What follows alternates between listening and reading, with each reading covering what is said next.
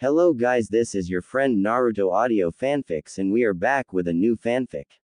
Which is what if Naruto Uzumaki chose the way of the samurai after vote, trained by Mifune, Naruto times Hinata times Sakura times Ino times Tenten times Tamari times Yugito times Samui times Kurenai times Anko times Shizune times Tsunade, Samurai Harem Part 1.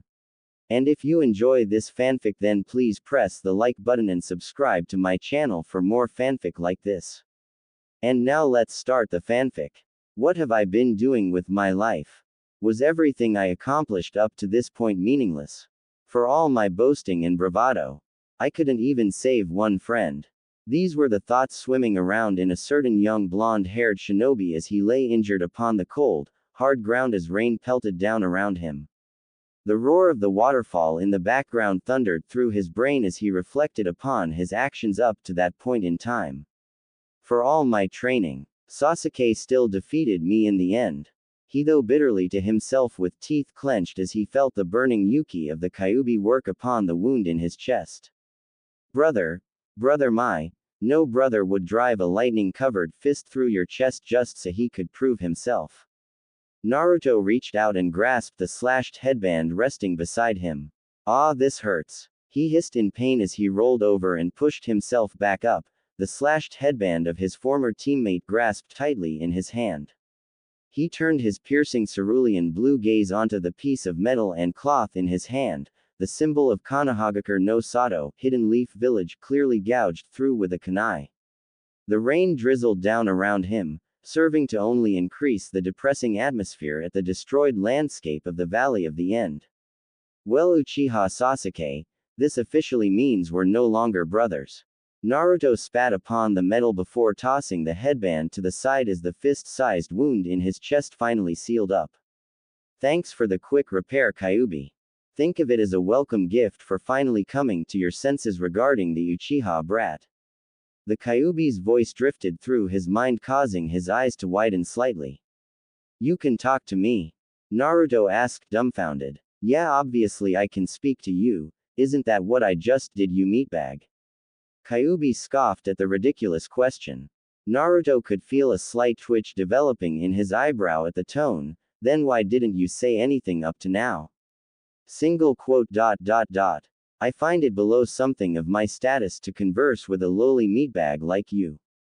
Kyuubi replied smugly. And just think of your response, meatbag, otherwise other meatbags will think you were retarded, not saying that you aren't retarded already.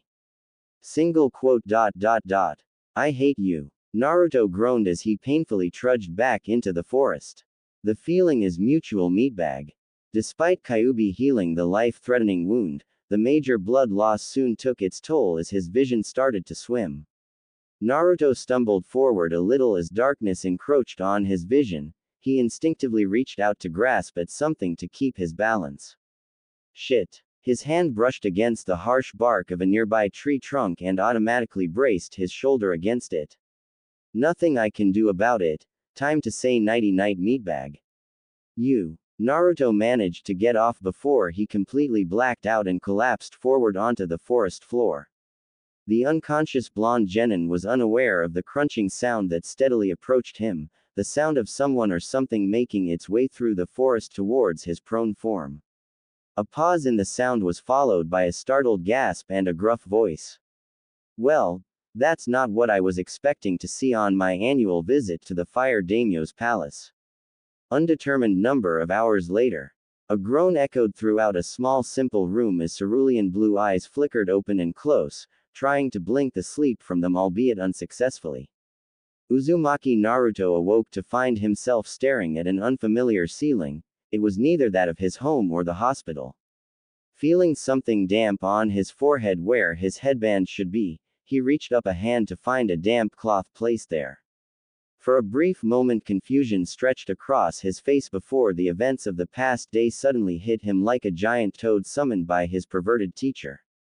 Okay, calm down. Looks like somebody stumbled across my unconscious body and carried me back to their home, or a rented room at least.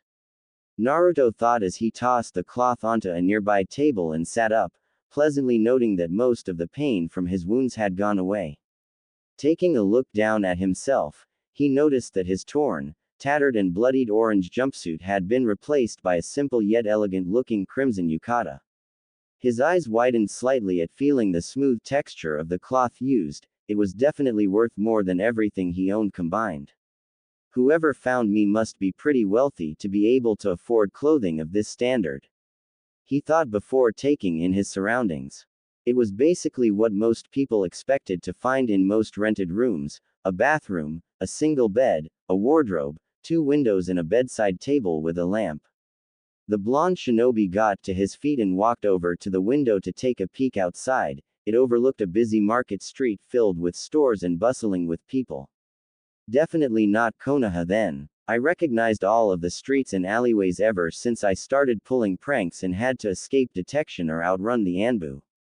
Naruto sighed as he pressed his forehead against the glass. Such a tired sigh for someone so young. A rather rough and elderly voice sounded from behind him, causing him to immediately twirl around in a simple taijutsu stance. Focused blue eyes instantly scanned the individual before him. The initial look of an elderly man did not get him to loosen his stance. He had long gray hair, which almost reaches down to his waist, with bandages wrapped around his head. Black eyes with distinct wrinkles underneath them. He also has a gray goatee and mustache. The man too wore an elegant but simple dark purple yukata with a gray haori over it, but what caught his attention was the katana strapped to his waist. The sword appeared to be fairly long and thin, judging from the sheath had a rectangular hand guard and a long hilt wrapped in bandages. While anyone could have bought a katana and strode around with it attached to their waist, they could not exude the aura of experience and sheer deadliness that the elderly man seemed to emit. "Who are you?" Naruto finally asked after his analysis was done. "My name is Mifune. How about you?" "Genin, hailing from Konohagakure no Sato. What is your name?" Mifune asked after replying. "Naruto. Uzumaki Naruto." Mifune's eyes widened by a slight margin upon hearing that name. Uzumaki. Now that is a name I have not heard in a long time. They were said to have been completely wiped out during the Second Great Shinobi War. I had a family." Naruto stuttered out in surprise, his cerulean eyes wide.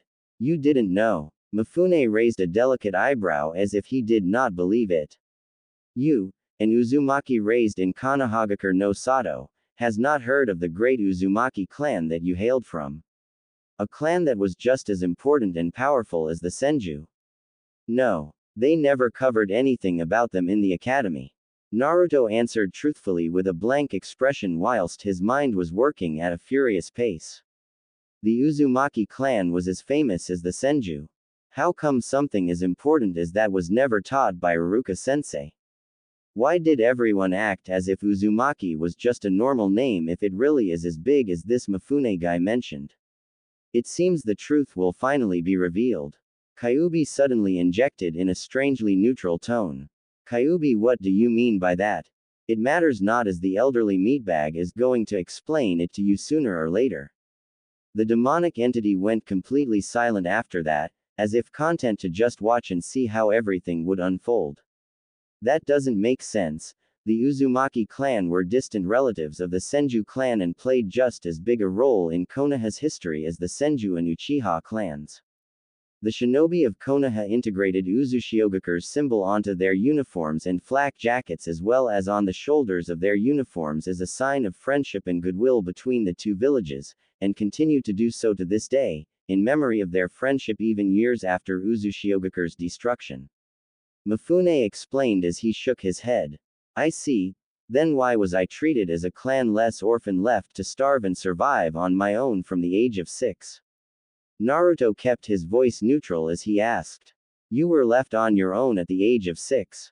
Mifune's voice rose slightly in shock, his mind trying to work around the fact that a child had been abandoned to fend for himself at such a young age. "Yes, I was kicked out of the orphanage when my 6th birthday came around. Drunken shinobi and civilians then formed a mob and chased me through the streets at night, hurling insults, glares and weapons at my back as I ran."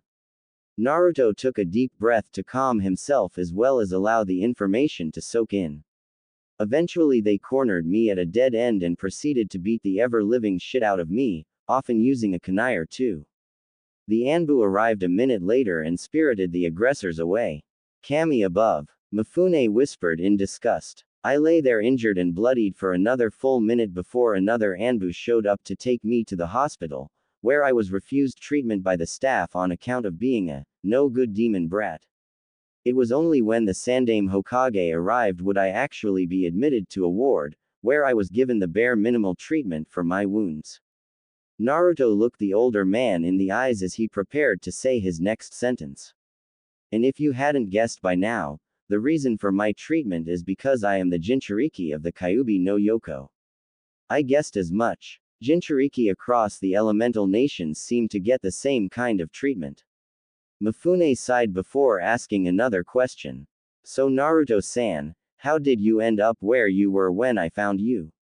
Just Naruto is fine, Mifune-san, and it was due to someone I used to consider a brother. Naruto proceeded to relate his entire tale of drama and happenings to the aged man, feeling an odd sense of relief after pouring everything out onto someone else. If there is something we samurai hate more than anything else, it is betrayal, betrayal of trust, of loyalty, of friendship. People that perform such deeds do not deserve to continue living in our eyes. Mifune spat in disgust after hearing the tale. You're a samurai? Naruto asked in surprise. Indeed, Naruto. I am Mifune, Taishoku General, of Tetsu no Kuni, Land of Iron, and leader of the samurais. Mifune introduced himself fully this time. Does that mean you're like their cage or something? From a shinobi point of view, yes, I am something akin to a cage, at least in political power, if not raw unbridled power. Mifune chuckled slightly. Mifune-sama, please forgive me for my ignorance. Naruto bowed his head as he kneeled down on one knee, not wanting to get on the bad side of the leader of a country. Especially not one that just bothered to save my life. That's not necessary, Naruto. We samurai tend to stay out of shinobi business, so it isn't much of a surprise that the younger ninjas don't know who I am. Also, you could say that shinobi and samurai have a long-standing silent rivalry going on, probably due to our conflicting ideals and thoughts. Mifune said as he helped the young blonde-haired Jinchuriki back to his feet. I remember some things from history class. Shinobi go about in any way to accomplish their task, be it lying, stealing, assassination or other deceitful and dishonorable means. Samurai are bound by a code of honor that they are not allowed to break or risk getting severe penalties. Naruto narrowed his eyes as he recited the text from his memory. Ha ha ha, that's rather old material you got there. Where did your teacher pull that out from? The ancient archives. Living among several large armies composing of lying, cheating backstabbers will definitely force us to change our ways. The elderly man chuckled in amusement as he shook his head. So that means you abolished the code of honor? Naruto asked in curiosity. Yes and no. We removed most of it, but there are still strict rules and regulations that we adhere to, such as rape, murder, plundering, and anything along those lines are not permitted and will be dealt with accordingly. Mifune replied, causing Naruto to stare at him in thought for a moment. Is something on your mind, Naruto?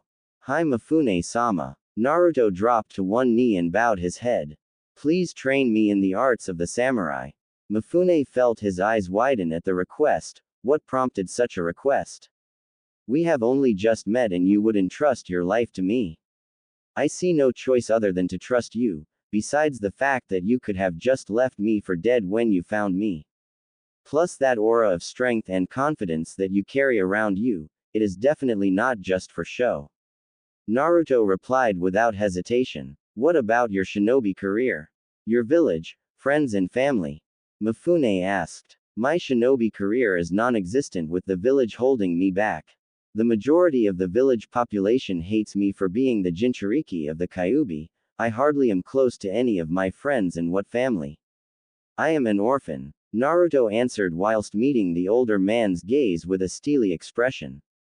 Well then. Mifune stroked his beard as he considered his options before smirking slightly. I see no reason not to accept your request, besides I always wanted an apprentice of my own. Not to mention that apprentice being the first ever Jinchuriki samurai. Arigato Mifune-sama, this means a lot to me. Naruto sprang to his feet with a genuine smile and bowed respectfully. Now that we're master and apprentice, you have to address me as Mifune-sensei. The experienced samurai leader informed the blonde, who nodded in understanding. Hi Mifune-sensei, so are we going back to Tetsu no Kuni to begin my training? Naruto asked, already excited at the prospect of his new training. Eventually Naruto, but for now we're going to be traversing the elemental nations, so as to get you familiarized with the different countries and their people. Mifune replied. Naruto scrunched up his eyes at the answer. Nay, what does running around the countries help with my training? Well, being a good warrior doesn't necessarily consist of being the best fighter, sometimes words can be just as potent a weapon. Not all battles can be solved using force, my apprentice, sometimes a little more, diplomacy, is required. Mifune turned around and opened the door of the room before looking over his shoulder. Let's go, time to begin your training. Naruto shoved all his thoughts to the back of his mind for the moment, choosing to focus on whatever his master wanted of him. In Konohagakure no Sato, Kakashi, could you repeat that again? Tsunade asked with a sickly sweet tone, causing the masked Junin to gulp slightly as cold sweat trickled down the back of his head. Both Naruto and Sasuke seemed to have left the village. Kakashi answered nervously. And what would make you come to that conclusion, about Naruto not the Uchiha brat? Tsunade inquired as civilly as she could. Well, I found Sasuke's scratched out headband by the Valley of the End, and Naruto's headband by the edge of the forest. The silver-haired Junin replied, his usual Ika book clutched in his hand but unopened. In Naruto's headband, was it scratched out like the Uchiha's?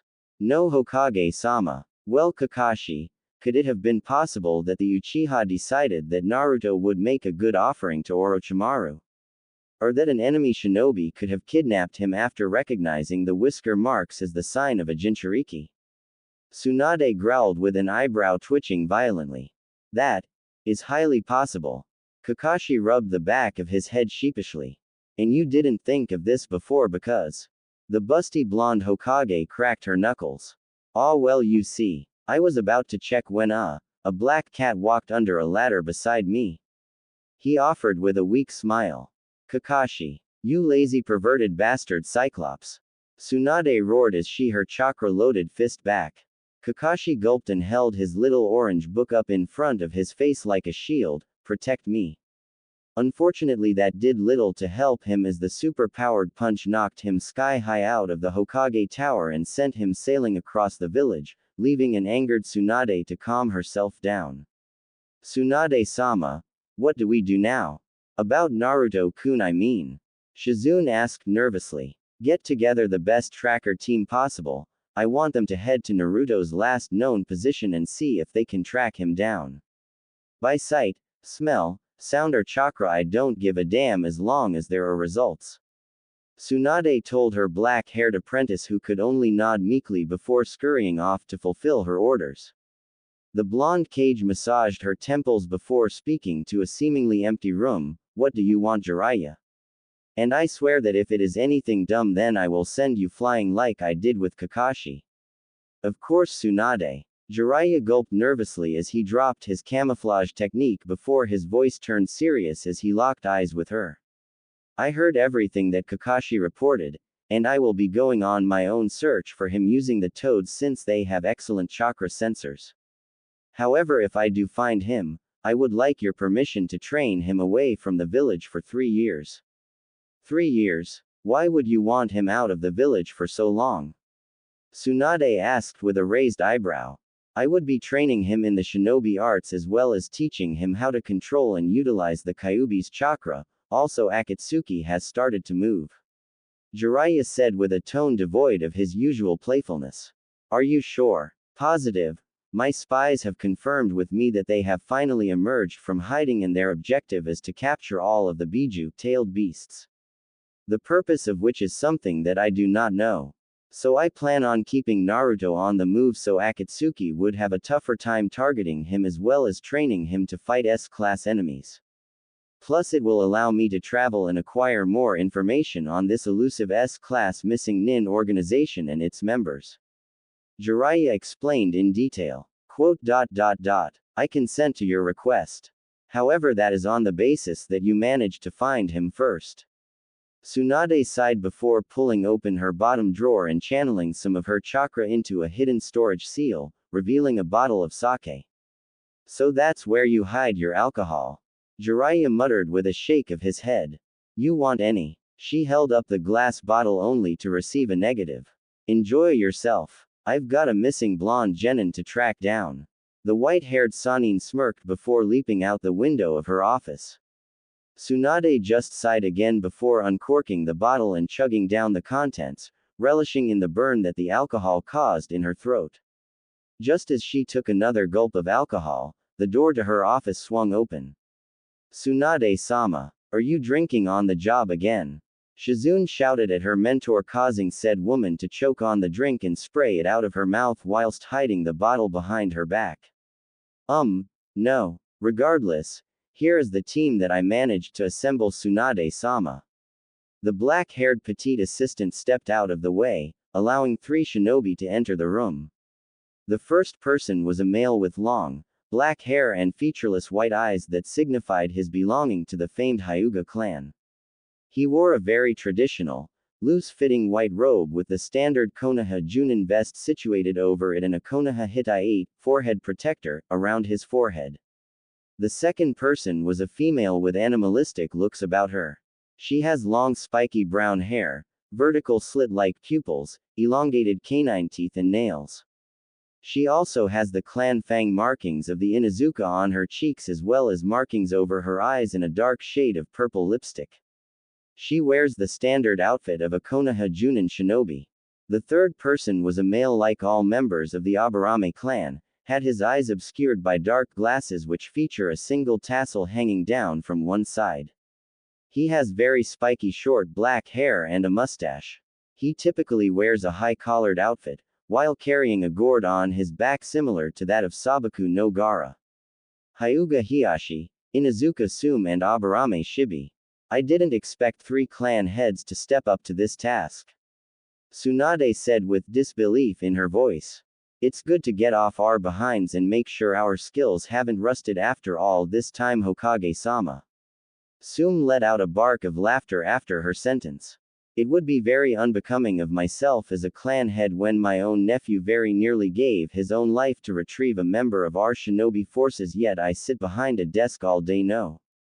Hiyashi replied with a small smirk. Quote. Shibi stared on impassively from behind his shades. Glad to have you 3 aboard then. Now I take it that Shizune has informed you of your mission? Tsunade asked, getting 3 nods in response. Good. Now head out while the trail is still relatively fresh. Hi Hokage-sama. The 3 experienced Junin saluted before vanishing in their respective Shunshin no Jutsu, body flicker technique.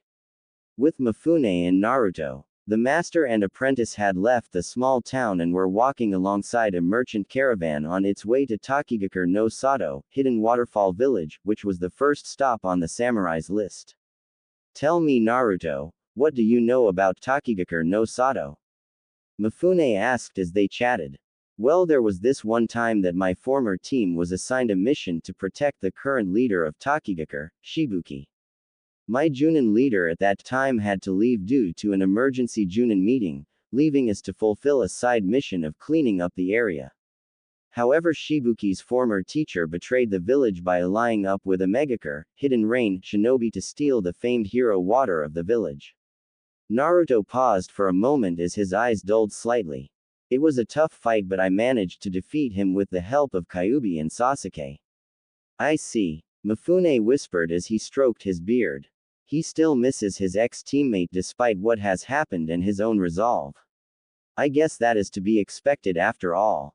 That is about my only experience with Takigakure, Mifune-sensei.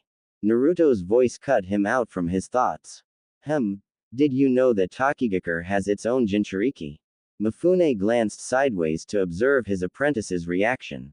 Naruto stumbled slightly when he heard that before recovering and looking up at the elderly samurai with wide eyes. Taki has a Jinchuriki like me. Yes. Well, not exactly like you. When your Shidaime Hokage, Senju Hashimara, gave away the Biju in a gesture of goodwill to the other villages. Takigakure received the Nanabi no Kabutomushi, seven-tailed rhinoceros beetle, and thus gained its very own Jinchuriki by sealing it into infants to train to wield the powerful chakra entity. Mifune explained as he chuckled at the blonde's rapt attention. Last I heard it was sealed into an infant girl. A girl is the Jinchuriki of the Nanabi. I wonder if she has gone through the same lifestyle as me. Naruto whispered the last part to himself, but his master still managed to pick it up. Don't worry about that first, we'll have the chance to meet her once we get there. For now I want you to do something for me. The elderly man held out his hand. Could you pass me one of your kunai? Sure. Naruto replied in confusion as he pulled out a kunai from its slot and handed it over grip first. Now Naruto Tote, apprentice, this is one of the most basic things regarding chakra that samurai learn. It's how to channel your chakra into your weapon, thus increasing its cutting power and resilience. Mifune explained as he held up the kunai and channeled his chakra into it. Naruto watched in interest as the kunai soon had a dull blue glow around it which steadily grew brighter. The glow eventually stabilized into a blue shroud around the entire weapon. He followed his sensei as he walked over to a random tree and slashed at it with a chakra-less kunai first, then followed by a chakra-enhanced kunai. As you can see by the demonstration, the chakra-enhanced kunai left a much deeper gash on the tree trunk in comparison to a normal kunai. This is one of the most basic techniques of the samurai, now I want you to try it for yourself. Mifune told the blonde as he returned the kunai and they resumed walking. I will do my best, Mifune-sensei. Naruto grinned as he stared at the plain kunai in his grip. The original him would have just blasted chakra into it straight and hope for the best, but he had changed already, so he tried applying the tree walking principle to this. Okay. Not too much and not too little. Have to find the correct balance. Naruto chanted in his mind as he channeled his chakra into the weapon, but even after a minute nothing happened. The blonde blinked as he switched hands and tried again, but yet again there were no changes. He took a deep breath and tried again and kept switching hands. After the 20th time he could feel his eyebrow twitching already. All he had managed to do was stick the kunai to his hand like how he stuck to surfaces using the tree walking exercise. Naruto finally gave up with a sigh of defeat before looking up at his mentor to see a knowing smirk on his face. Mifune-sensei, any tips to help me along?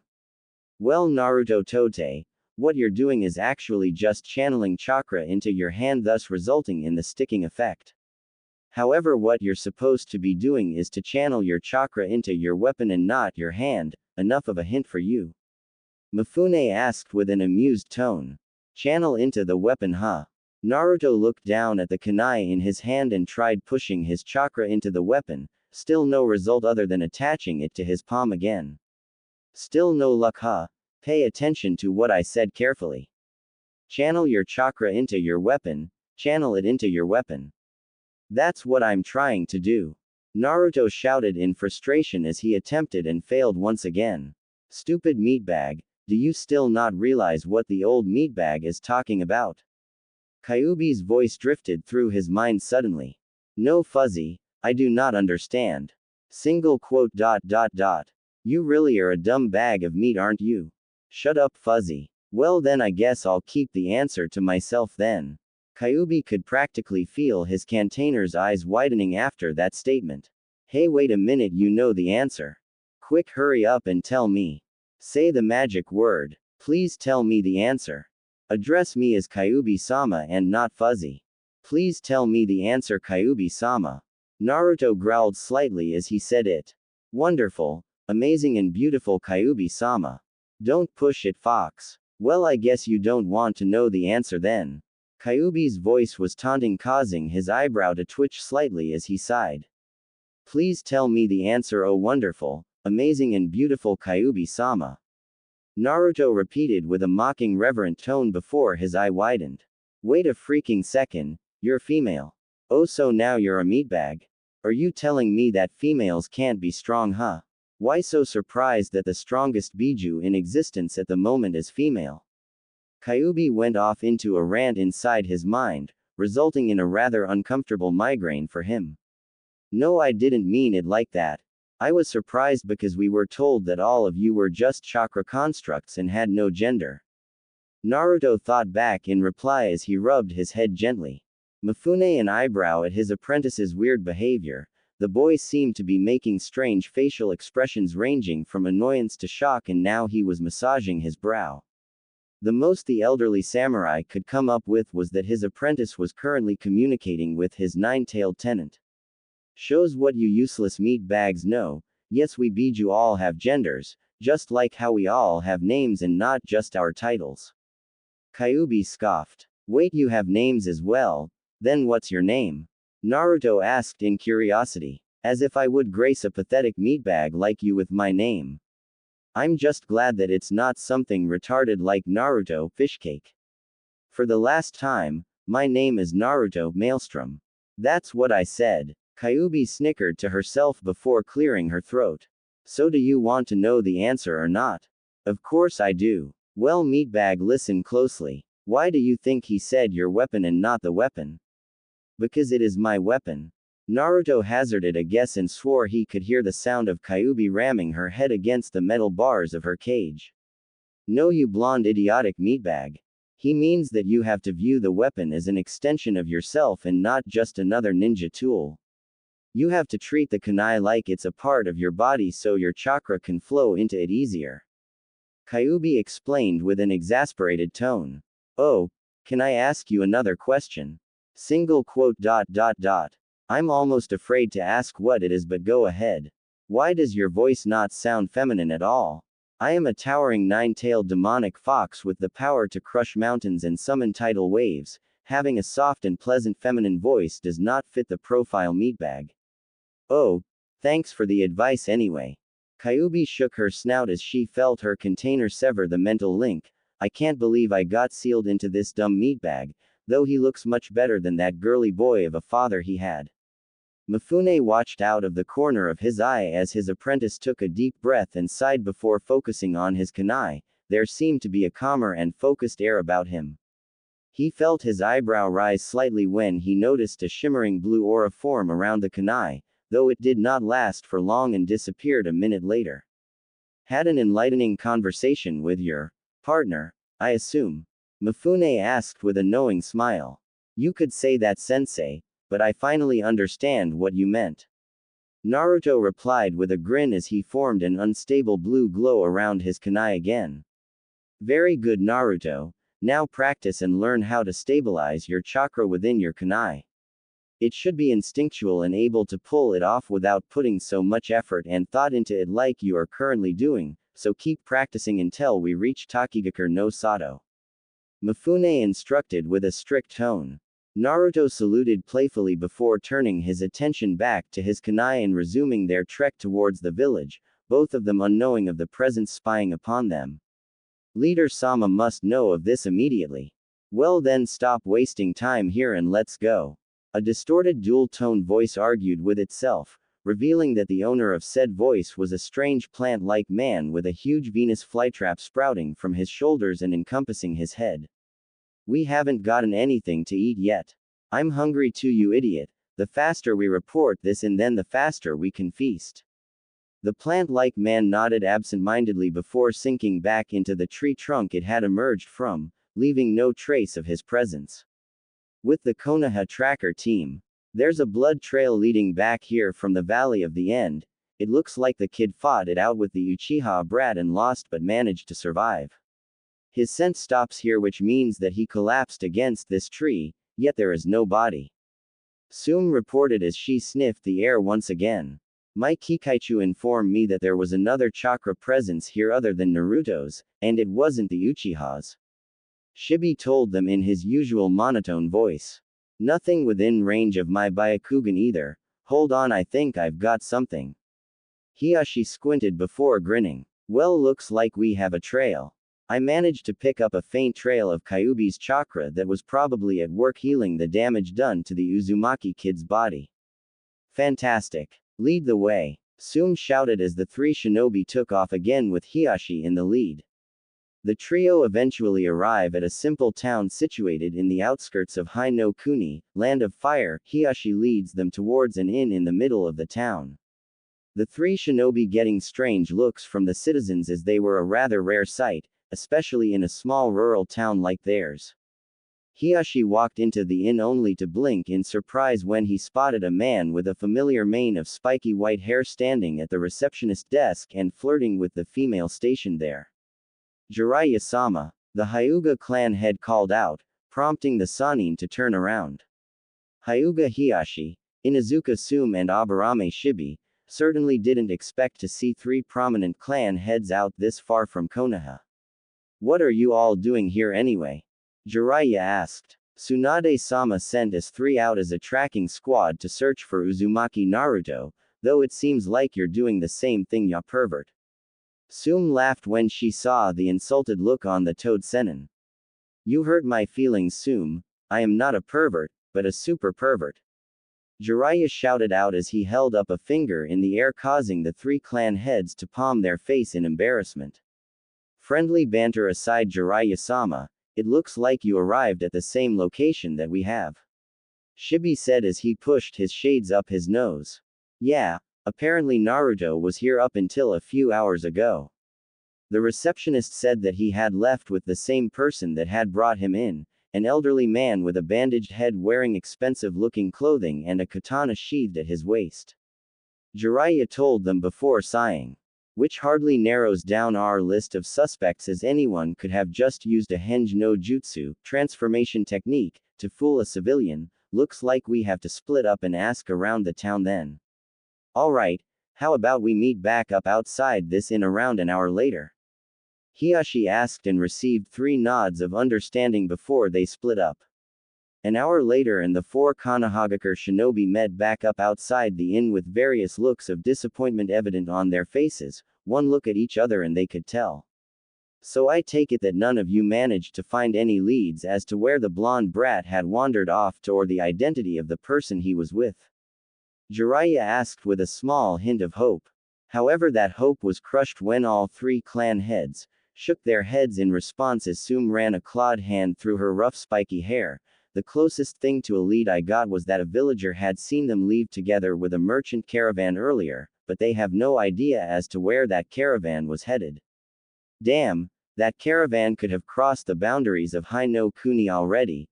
If that is the case, then I am the only one able to pursue it due to my abilities as a spy master. You three should head back and report to Tsunade, also as a precaution in case of the situation where the merchant caravan had decided to travel inland towards Konoha instead. Jiraiya barked out orders, getting three curt nods before they spun around and dashed off. The Toad Sannin bit his thumb before running through several hand seals and slammed his open palm onto the ground, causing a sealing matrix to spread out across the sandy floor. Kuchio's no jutsu, summoning technique. The smoke cleared to reveal a medium-sized dark blue toad with a pair of daggers sheathed at its waist. Yo Jiraiya, I presume you're ready to resume tracking down Naruto. Hi Gamatate, what of the boy's connection to the summoning scroll? Jiraiya asked as he hopped up on the toad's head and stuck there using his chakra. His connection is still there, meaning that he is still alive. Gamatate croaked in response. Then how come you guys haven't just reversed summoned him back to Mount Myoboku? Definitely not from lack of trying, I'll tell you that. The toad blinked his large amphibious eyes as he hopped out of the small town. However, it seems like something or someone is blocking our attempts to reverse summon him. It's like there is some sort of foreign chakra interference. It must be the work of the Kyuubi. For whatever reason, it seems that the beast does not want Naruto back in our custody. Jiraiya rubbed his chin. That's a scary thought. It means that the Kyuubi must have something planned for him. Which just makes it all the more urgent that we track him down faster. In an unknown location. So you're telling me that the Kyuubi Jinchuriki has chosen to abandon his village and train under Mifune, the samurai general of Tetsu no Kuni. A distorted male voice echoed throughout the cave. The speaker was a holographic representation of the shadowy form of a man with spiky hair and pale purple eyes with a ripple-like pattern. High Leader Sama, the blonde brat has indeed done so. The plant-like man reported, his yellow dot-like eyes staring straight ahead unblinking. Well, looks like things have just gotten a whole lot more interesting, wouldn't you say, Itachi? A holograph of a large man holding an equally huge sword laughed. Quote.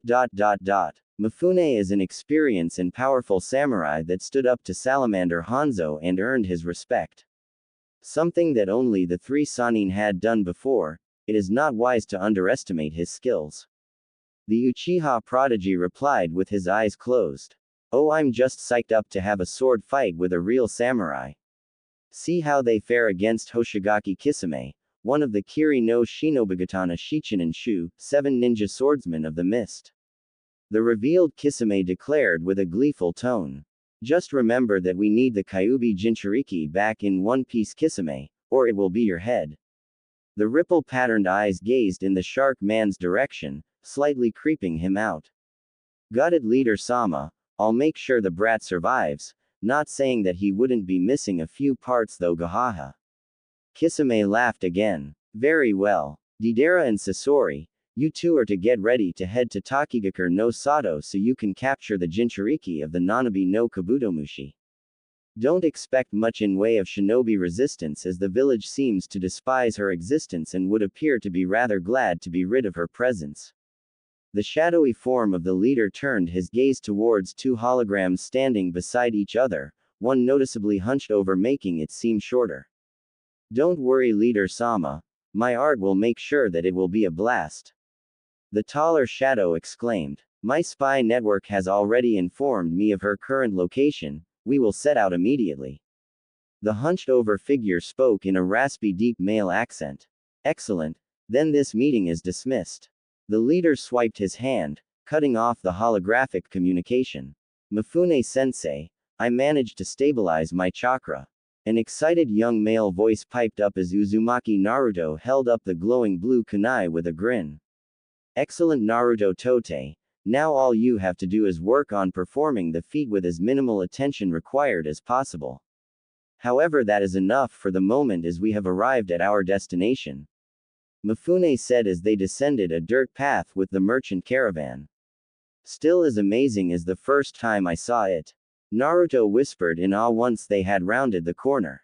The path had turned into a beautiful valley with cascading waterfalls situated in various places, each of them falling into a small lake of its own, and with each lake having a small channel of water that connected them all to a much larger lake right in the center.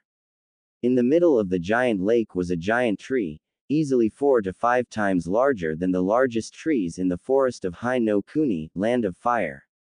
The layout of the village remained basically unchanged, with multiple dwellings situated throughout the area, the largest being the village leader's house near the combined lake.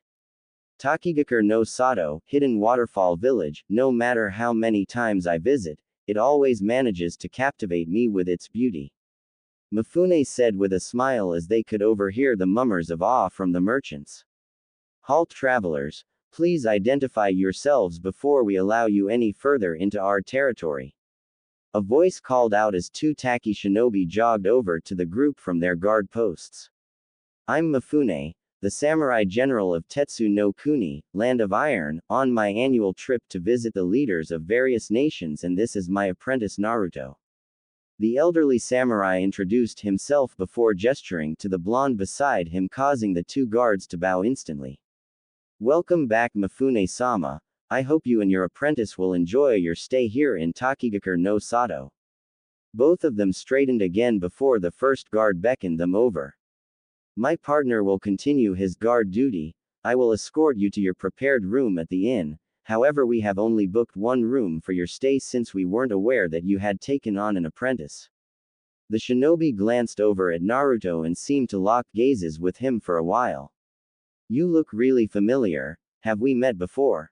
Naruto stiffened slightly as he looked up at his mentor with a silent question. He received a response in the form of a shrug, so he decided to reveal his identity. My name is Uzumaki Naruto. I was part of the Genin team that helped your current leader Shibuki to defeat the traitor who tried to steal the hero water. He told the escort. Oh, Shibuki-sama will be glad to hear of your return then. Everyone in the village is extremely grateful of your actions, so please accept my formal thanks on behalf of the village. The Taki shinobi bowed in Naruto's direction, getting an embarrassed blush out of the blonde. Ah, that's okay. I was just doing my job, that's all. Naruto waved off the thanks without a second thought. Strong and modest as well, you're definitely going to go far, kid. The shinobi shook his head with a grin before turning around and looking over his shoulder. Well, enough time to chat later. I have to get you guys up to Shibuki-sama's office.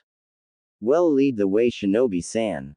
Mifune said. The master and apprentice took in the sights of the village as they were led through the different housing districts as well as the market district before finally arriving at the tallest building in the area. The building seemed to have at least 4 levels and was painted a royal blue with the village symbol painted in front with cyan paint. They entered the building and walked up to the receptionist. Emika, is Shibuki-sama currently available? Their guide asked the receptionist.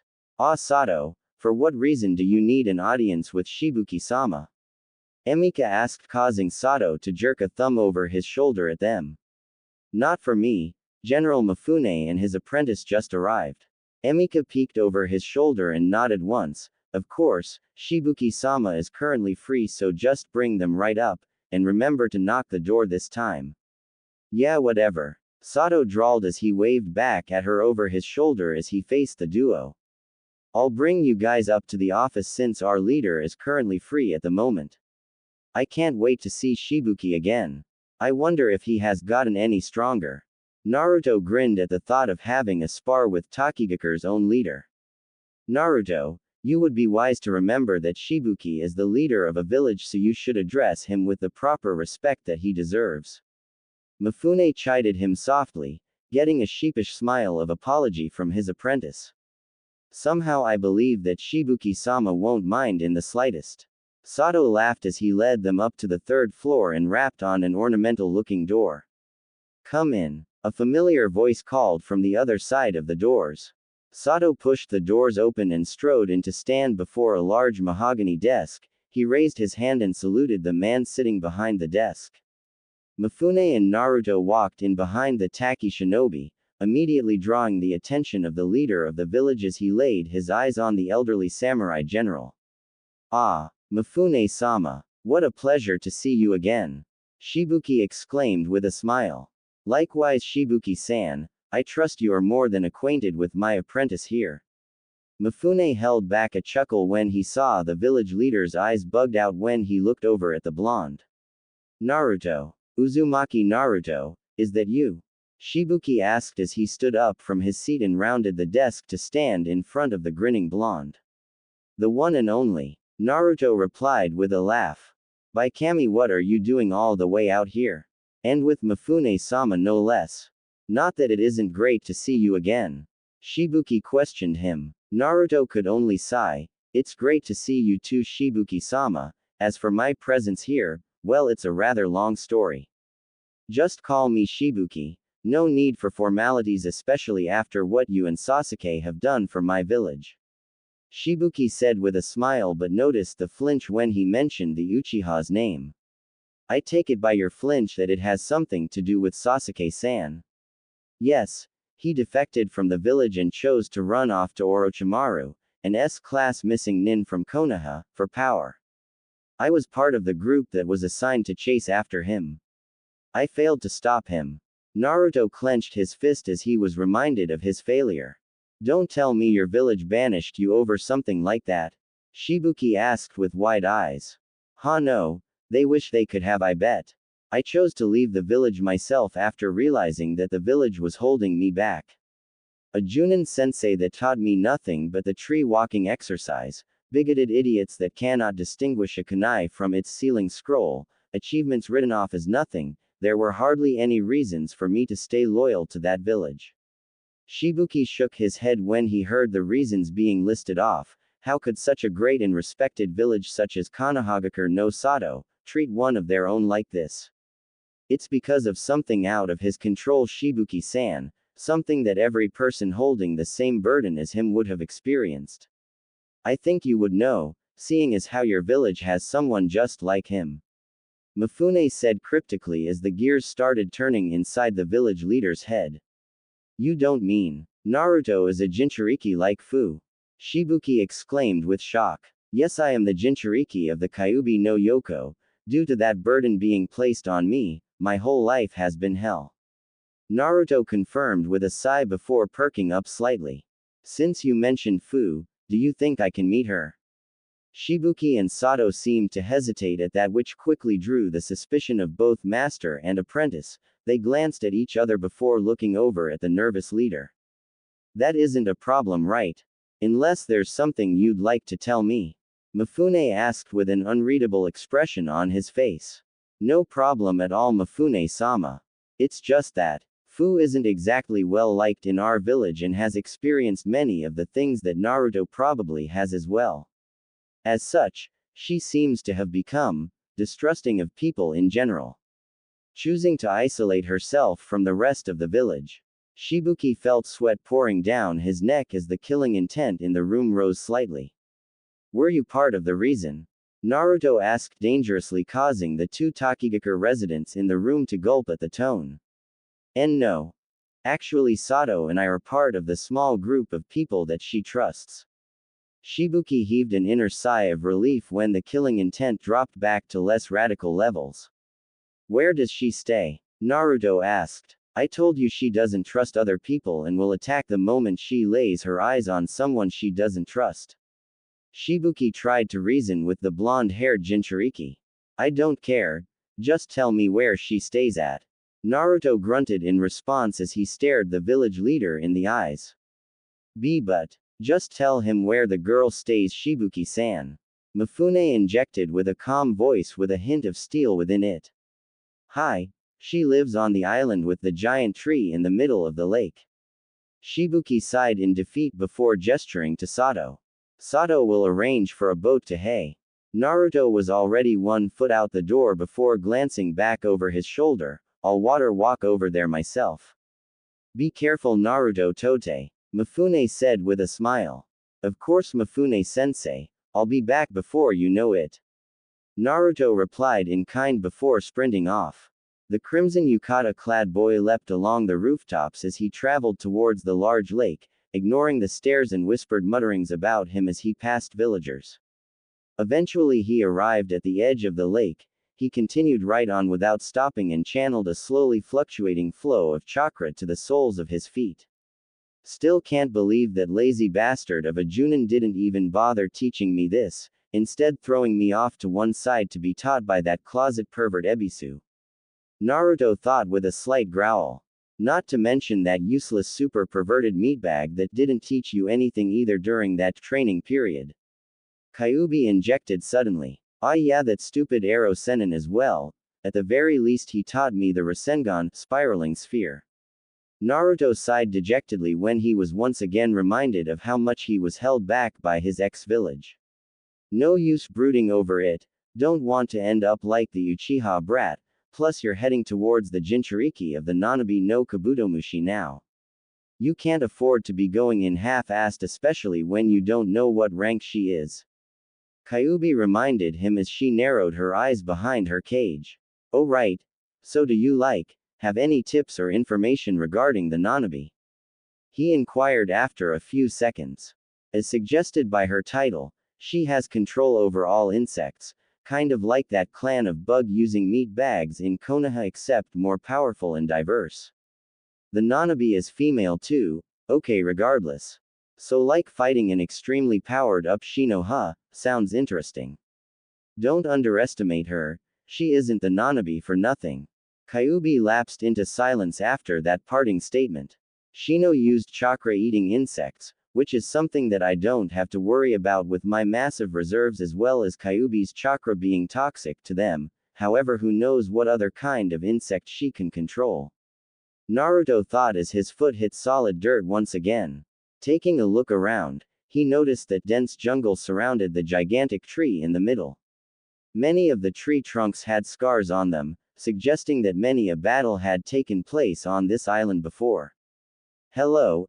Anyone here?" Naruto called out as he cautiously advanced into the jungle, paying careful attention to the forest floor to avoid tripping any traps. "What do you want?" A feminine voice hissed in response, echoing throughout the jungle and making it impossible to pinpoint her location. "My name is Uzumaki Naruto. I just want to talk." He tensed his body as he heard the rustling of leaves and foliage. "That's what the last person said, before trying to stab me." The voice yelled in anger as the rustling got closer. "I'm not like the others. I'm a friend of Shibuki, the one who helped him defeat his traitorous master." That seemed to give the rustling a slight pause before the voice replied, "Shibuki-san has told me the story. How do I know you are not just lying to me? You just have to trust me, I guess." Naruto said softly, prompting a huge burst of killing intent to flood the jungle. "Trust you? Trust you? Trust is what caused me all this pain and suffering. Trust is what turned me into what I am now. Trusting is for fools." The voice roared in rage as the jungle around him suddenly buzzed to life with the sound of insects. Naruto leapt up onto a tree branch as he felt the ground shift beneath him. Not a second later and the ground collapsed, revealing an entire swarm of crimson-armored ant-like creatures. They were about the size of a thumb each and huge snapping mandibles that clicked together angrily as they gazed up at him. "Mushiden. Dokubari Renden, insect release. Poison needle barrage." The voice shouted, causing the blonde to leap from tree branch to avoid waves of glowing purple stingers that were being launched at him. Kage Bunshin no Jutsu, Shadow Clone Technique. Naruto summoned 4 shadow clones to aid him in drawing away attention, which worked perfectly as the attack halted. "As I said, I don't want to fight you. I just want to talk. Get off my island." Mushiden. Hotarubi, insect release. Firefly light. Naruto and his clones braced themselves for an attack, only to stare in confusion as small glowing fireflies started to emerge from the forest and float around them. One of the clones held up a finger as a glowing yellow firefly drifted down towards him. The moment the firefly touched the finger, it burst into flames and dispelling the clone. Oshi. Katsu, detonate. The fireflies all instantly exploded with the force of an exploding tag, turning that area of the jungle into a fiery explosion of roaring flames. The scorched body of the blonde-haired Jinchuriki flew out of the blast radius and slammed into the forest floor with a grunt of pain. The top of his outfit burned off to reveal charred skin underneath. "That hurt." He coughed as he struggled back up to his feet. "I told you not to underestimate her." Kyuubi shook her head inside the seal as she started healing him. The containment seal appeared in blank ink on his stomach as red chakra bubbled out from it and settled over his upper torso, healing the third-degree burns that covered it. "Why you? That chakra. You're a Jinchuriki like me. You contain the Kyuubi no Yoko." The voice gasped in surprise, causing the buzzing insect life to suddenly go silent.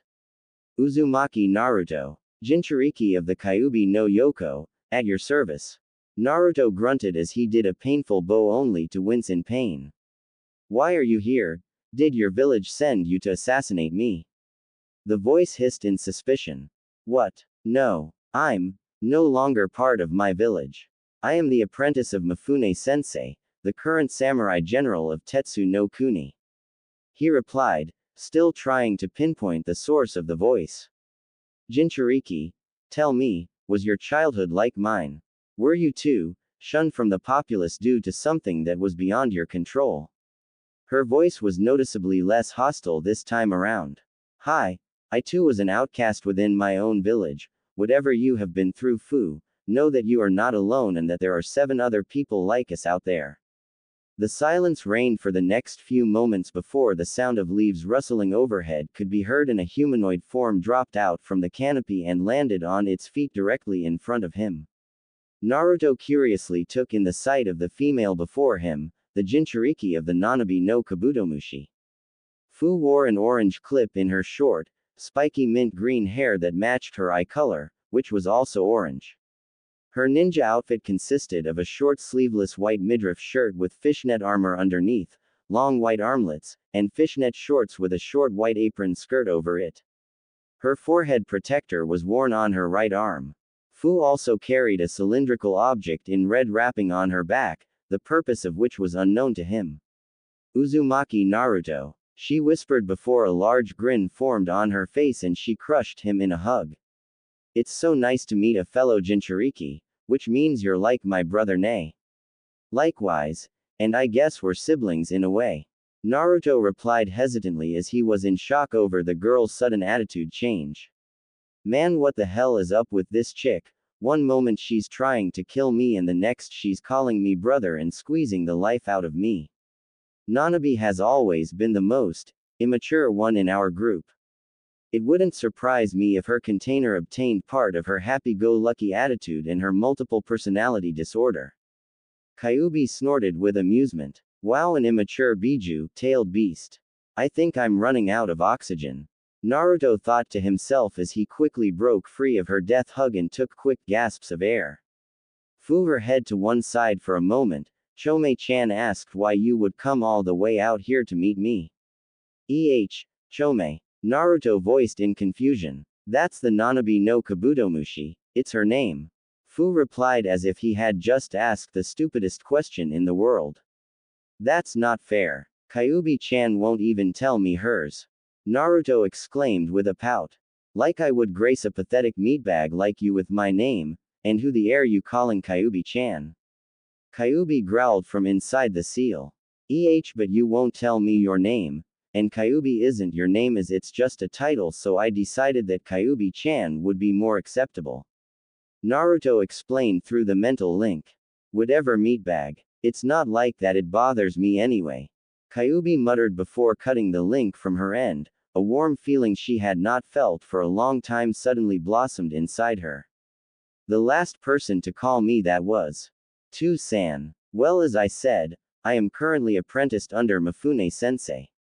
So he's taking me around the elemental nations to learn about other nations and their people and culture, of course whilst teaching me awesome stuff as well. Naruto said with a grin. And so when I heard that Takigakure no Sato had a Jinchuriki as well, I was eager to meet you. Why would you want to meet me? Fu asked in confusion. I mean, we're both Jinchurikis. I thought that maybe we could relate to each other. It's always nice to have someone similar to share with and confide in. I wish that there could have been someone like that in my childhood, it would have made it a whole lot easier. Naruto sighed sadly. I know what you mean.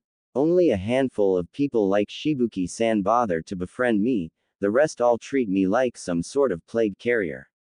Fu shook her head slightly as memories threatened to engulf her. I wanted to prove them all wrong, to show them that I wasn't the monster they thought I was. Which was why I set my sights on becoming the Hokage, so that everyone would acknowledge and respect me. I now realize that I was a fool to have believed that. Naruto whispered with a sad tone. Why? I thought it was a good goal. Fu told him with a frown. Then they would be acknowledging me for my prowess and not me as a person. That is not something that I really want.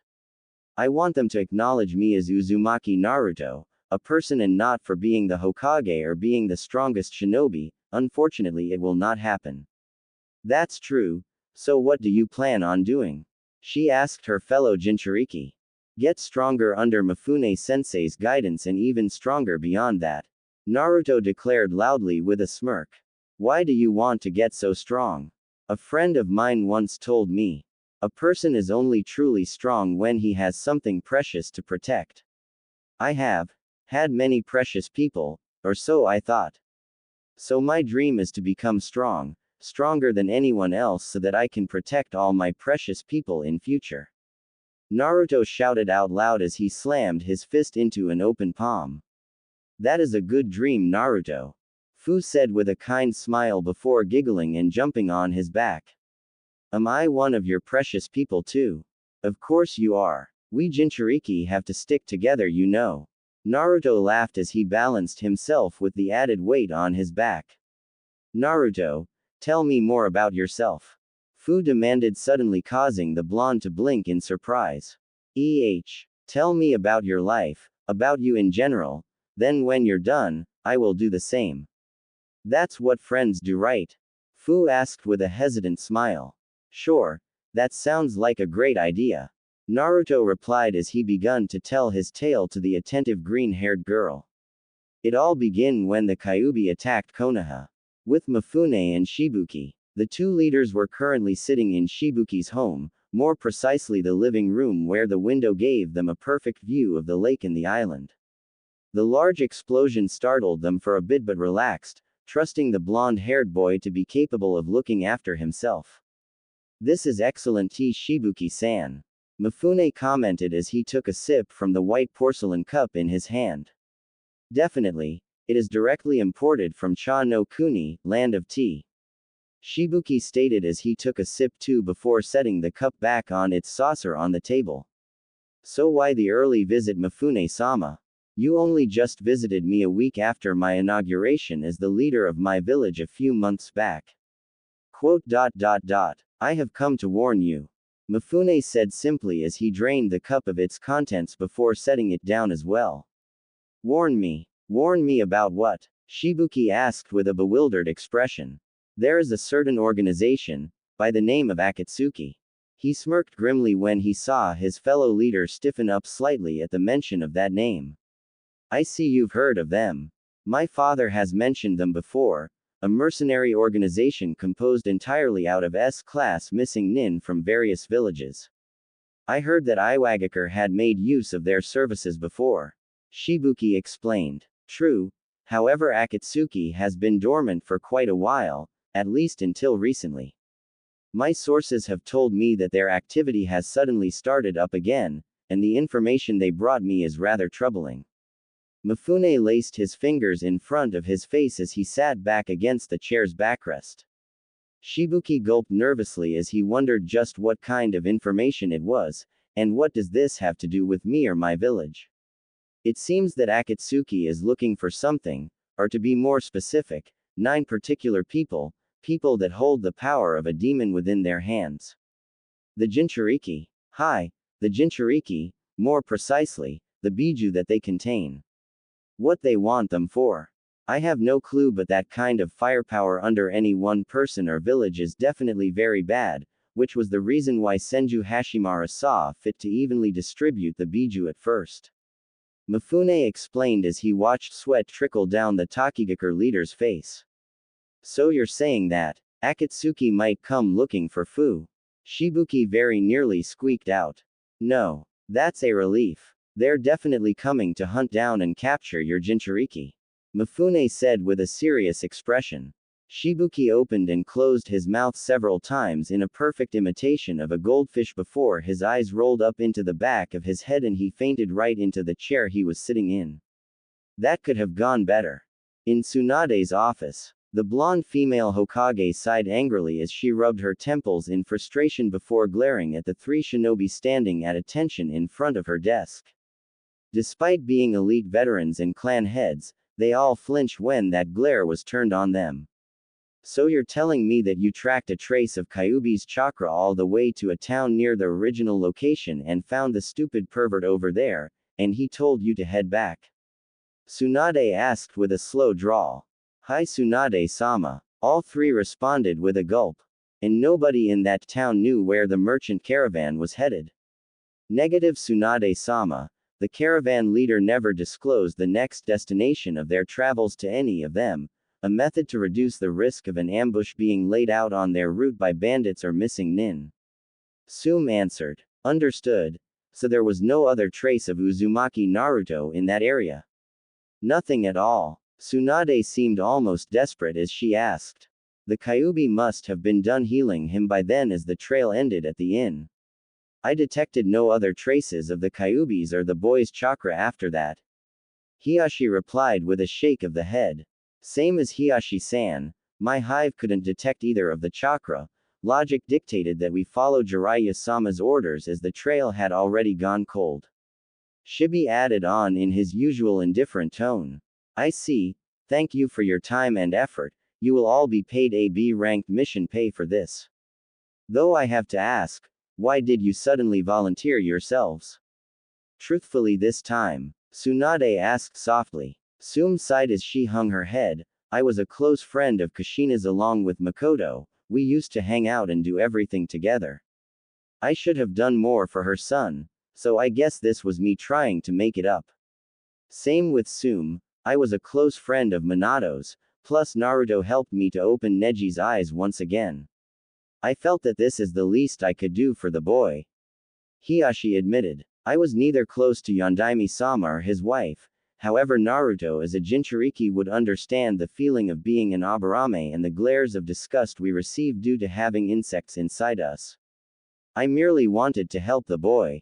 Shibi said. Thank you for being honest, you're dismissed. Tsunade waved them off with her hand, prompting the three to give a curt nod each before leaving through the door. Just as she was about to slump in her chair and sigh, the door opened again to reveal a deceptively frail, old man holding a walking cane. He had black, shaggy hair, and his right eye was bandaged. He had an X-shaped scar on his chin. He wore a white shirt, with a brown robe over top of it covering from his feet, to just over his right shoulder. Shimura Danzo, to what do I owe the honor of this unpleasant visit? Tsunade spat out with narrowed eyes. What's with all the hostility, Tsunade Haim? Can't I pay a visit to my Godime Hokage, 5th Hokage? Danzo asked with a pleasant smile on his aged face. Cut the bullshit, Danzo. I don't like you or trust you and I know the feeling is mutual, so what are you here for? Tsunade asked as the fake smile dropped from his face, revealing a neutral expression. Uzumaki Naruto, such a disappointment. It really breaks my heart to see such potential go to waste. Jinchuriki of the Kyuubi no Yoko as well as son of the famous Namikaze Minato and remaining survivor of Uzushiogakure no Sato, village of the whirling tides, Uzumaki Kushina. Danzo sighed with a smirk on his face. You, how did you know? Tsunade demanded as she slammed a fist on her desk, cracking it slightly. Calm yourself, Tsunade. Did you really expect such important information to escape my notice? I knew ever since that old fool Hiruzen brought that baby back from the battlefield. He settled himself down on one of the chairs in the office. Tsunade glared at him. So where are you going with this? Hiruzen should have agreed with my request. Imagine how strong the boy would have become under my wing, how loyal he would have been. Danzo emphasized as he tapped his cane against the floor. How emotionless and brainwashed he would have become as well. Tsunade scoffed in response. Who said I was going to enroll him into my route? I was planning on personally teaching him myself, an apprentice if you will. What would have been the point of an emotionless Jinchuriki? It would have been redundant. Jinchuriki fight at their best when they are enraged. Of course I would have taught him how to control that rage as well. Danzo mused. There's no point in saying that now, with Naruto being missing and all. Tsunade sighed as she was unable to refute his logic. It is no surprise to me that he would leave. He even left for the same reason his teammate Sasuke did. To his credit, the elderly man did not even blink when the Hokage smashed her desk into splinters with her punch. Don't you dare compare Naruto to that traitorous Uchiha. True, their goals are not the same, but their reasons are. They both left because they both felt that the village was holding them back, which was true in Uzumaki's case. Wait, what do you mean by that? Tsunade interrupted with a confused expression. Danzo shook his head with a sigh. It's sad really. Being taught only the tree walking exercise by his Junin instructor. Then being pawned off to that joke of a shinobi Ebisu to teach him the water walking exercise. His only real training came in when Jiraiya appeared during the Chunin exams and taught him the Kuchio's no Jutsu, summoning technique, and Rasengan, spiraling sphere. He never told me any of this. Tsunade whispered whilst mentally noting down to have a serious talk with both of the perverts. Understandable, especially since he has been hiding behind a mask all this time. Danzo had to hold back a chuckle when he saw Tsunade's eyes snap open. He's been what? Surprising. No, not really. Tsunade, the boy learnt the Rasengan within a month when it took the Yondaime 3 years to create and Jiraiya a year to learn. He took down the Jinchuriki of the Aikibi no Tanuki, one-tailed raccoon dog, by himself. I would go as far as to say that the boy is a genius in hiding. Danzo said with a serious tone. Naruto, a genius? You must be joking. Tsunade exclaimed with a flabbergasted face. I am completely serious here, Tsunade. If the boy's progress hadn't been intentionally sabotaged by the teachers in the academy at an early age, he would definitely have become or surpassed Uchiha Itachi in terms of prowess. Such a waste of potential. Danzo shook his head in mock sadness. So what do you want? Tsunade finally asked. Nothing much. Just to have your permission to fill in the gaps of Team 7 with 2 of my own shinobi. Danzo replied. I don't see any problem in that. However, you'll have to bring them in for an evaluation first. Tsunade sighed as she relented to his request. Of course, Hokage-sama, I will have them over in a few hours' time. Danzo said as he rose from his chair and opened the door but left a parting message before leaving. Remember one thing, Tsunade, I am not your enemy. I just want the best for my village, that's all. Outside the entrance of Takigakure no Sato, 2 figures wearing black coats imprinted with red clouds stood side by side as a Takigakure shinobi walked up to them with a dazed look in his eyes before dropping down to one knee. Sasori-sama, he whispered in greetings. Rise, now tell me of the situation in your village at the moment. The hunched-over figure asked, revealing himself to be Sasori. Mifune, the samurai general of Tetsu no Kuni, is visiting along with his apprentice Uzumaki Naruto. The unknowing spy reported, causing the 2 Akatsuki members to freeze slightly at the information before the upright one suddenly laughed. Well, looks like Kami-sama is indeed shining down on us artists today, Sasori no Dana, yeah. 2-for-1 deal today. I hope Itachi and Kisame won't be mad when he steal their prey, yeah. Shut up, Deidara, but what you said is true, it must be our lucky day. Maybe Leader Sama will let me keep their bodies to use as puppets after we're done extracting the biju from their bodies. Sasori muttered to himself before shooting a senbon into the neck of his spy and knocking him out. Though what about this Mifune? He sounds like a pretty big shot. Deidara voiced his concern. He is the current leader of the samurai in Tetsu no Kuni, and from what I have gathered over the years, definitely no pushover either. I heard he fought against Salamander Hanzo in his prime and earned the man's respect, something that only the Sannin of Konoha had done. Sasori said before further elaborating. He is a master of Iaido, way of Iai, which is a specific style of kenjutsu that is concerned with the smooth, controlled movements of drawing the sword from its scabbard, striking or cutting an opponent, removing blood from the blade, and then replacing the sword in the scabbard. That's a scary kenjutsu style, yeah. Deidara whistled after hearing the explanation. Agreed, I would safely put him on par with a cage, so we should steer clear of him if possible.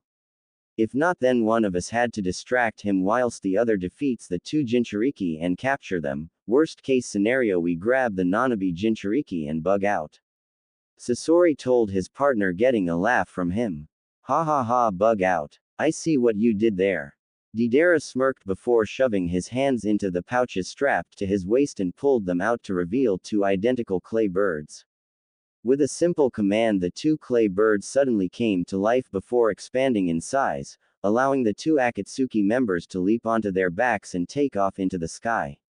With Naruto and Fu, the duo had spent around an hour or more finding out about each other. They can safely say that they definitely know almost everything about each other now. They were now sitting beside each other under the giant tree in the middle of the island, their backs resting against its trunk. I still can't believe you painted the entire Hokage monument in the daytime whilst wearing an orange jumpsuit and nobody noticed you. Fu giggled as she imagined the scenario in her head. That's because I'm the best, Fu-chan. Naruto exclaimed as he puffed out his chest with a grin. As if Naruto-kun, I still kicked you in our fight. Fu reminded him as she jabbed a finger into his chest. Oh yeah, well I bet I would beat you the next time we get down. Naruto shouted mid-sentence before tackling Fu away from their spot just as 2 white blurs slammed into it and detonated in 2 large explosions. What the hell was that? Fu screamed as she leapt to her feet, followed by Naruto, the two of them scanning their surroundings. They were saved from the trouble when two figures landed in front of them, causing both of their eyes to widen in recognition and then fear as they recognized the cloak. Akatsuki. Naruto cursed as he quickly drew out two kunai and clutched them in his hand. "They're that group that's hunting us for our Biju, right?" Fu asked seriously, having slipped into her battle personality. "Well, looks like the two brats are well informed. Sasori no Dana." Deidara chuckled before they both sealed their hats, revealing him to be a feminine-looking male with long blonde hair. "It doesn't matter since they're coming with us anyway." Sasori grunted. His face was strange to say the least. "As if I'm going to let you take Nanabe from me." Fu shouted as the insects of the jungle buzzed to life around her. "Yeah, the same goes for me and Kyuubi." Naruto shouted as well, his kunai humming to life with a blue glow. "Thanks, meatbag, I'm really feeling the love here." Kyuubi had re-established the mental links sometime during the two Jinchuriki's conversation and knew of their current predicament. "You know that you stand no chance against two S-rank missing nin, right?" "I know," Naruto replied with gritted teeth. "However, this is the only thing we can do until Mifune-sensei and help arrives." Looks like the Kyuubi Jinchuriki really has been training under the samurai general. That's the technique that samurai use to strengthen their katanas. Sasori remarked gruffly before his jaw suddenly unhinged and a spray of senbon shot out. The two Jinchuriki quickly dove for cover as the senbon punctured the forest floor as well as several tree trunks. Fu cursed when she noticed the senbon near her hiding place were covered in a dark purple liquid. "Naruto. The senbon are covered in some kind of poison, don't let even one of them touch you." Fu yelled from her cover. "Won't our Biju purge the poison from our system anyways?" Naruto asked as he tumbled from his cover as it exploded and came up next to her.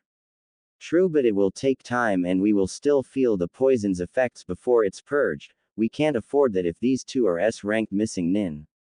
And going by what the blonde one said, the hunched-over figure is Akasuna no Sasori, Sasori of the Red Sand, a missing nin from Sunagakur no Sato, Hidden Sand Village. He was their strongest puppet master before defecting and definitely still the strongest up to now. Fu told him before they had to leap up onto separate tree branches just as their cover was blown up. "What about the crazy blonde transvestite with the bombs?"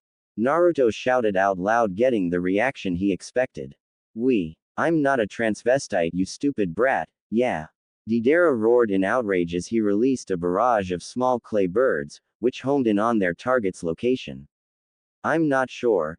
Could be a Bakuden explosive release user from Iwagakure no Sato, Hidden Rock Village." Fu replied as she flung several kunai and detonated all the clay missiles before they could reach her. Naruto chose to dive off the branch and landed in a crouch on the ground, causing the homing explosives to slam into the tree he had just vacated, blowing it to splinters. He took a shaky step backwards that saved his life as the tip of Sasori's metal tail erupted from the dirt just an inch from his face, the poison coating it clearly visible. "This shit." Naruto cursed as he formed a cross-shaped handseal with his fingers. 4 shadow clones appeared around him in formation. The clones each had their own pair of chakra-enhanced kunai held in their hands. They charged towards the Akatsuki duo with their weapons brandished in front of them. Sasori easily deflected all the strikes by using his metal tail to parry all the incoming blows, while his partner just stood there and absorbed the blows into his body with a grin, revealing that it was actually a clay clone which exploded and dispelled all the clones. "Deidara, you little bastard, watch what you're doing."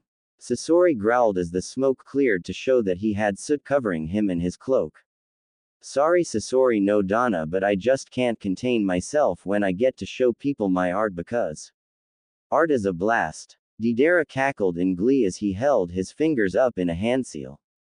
"Meet my beautiful creations." The two Jinchurikis blinked in confusion when nothing appeared when they both felt something crawling up their body. Their eyes flew wide in shock when they saw several clay spiders. "Son of a Katsu." Deidara's command was nearly drowned out by the resulting dual explosions that sounded throughout the jungle, twin columns of black smoke rising into the air. "Deidara, you moron, you better hope that they're still alive." Sasori grunted before glancing up at the rapidly rising plumes of black smoke. Well, if they didn't know we were here before. The smoke cleared to reveal 2 charred logs in blackened ground but no bodies, alerting the 2 S-ranked missing nins to the use of the Kawarimi no Jutsu, substitution technique, to escape the blast.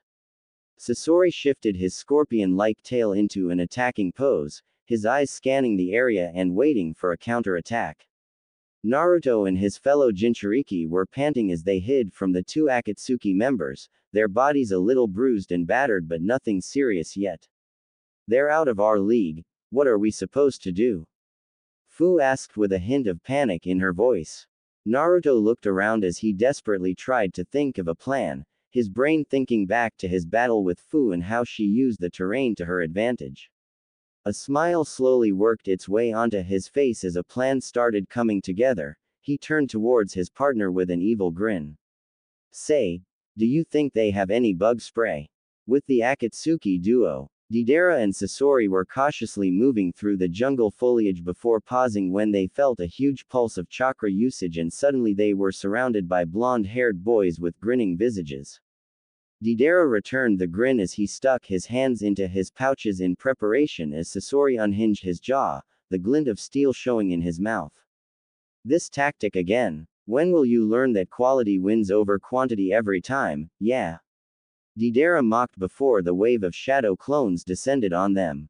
Sasori had trouble dodging with his bulky frame and giant metal stinger, so he chose to block and counter using said stinger, impaling and slicing through clones with deadly precision whilst firing senbons at every available opportunity. Deidara chose to play on the safe side due to being in such close quarters, sticking with his smaller explosives and taijutsu.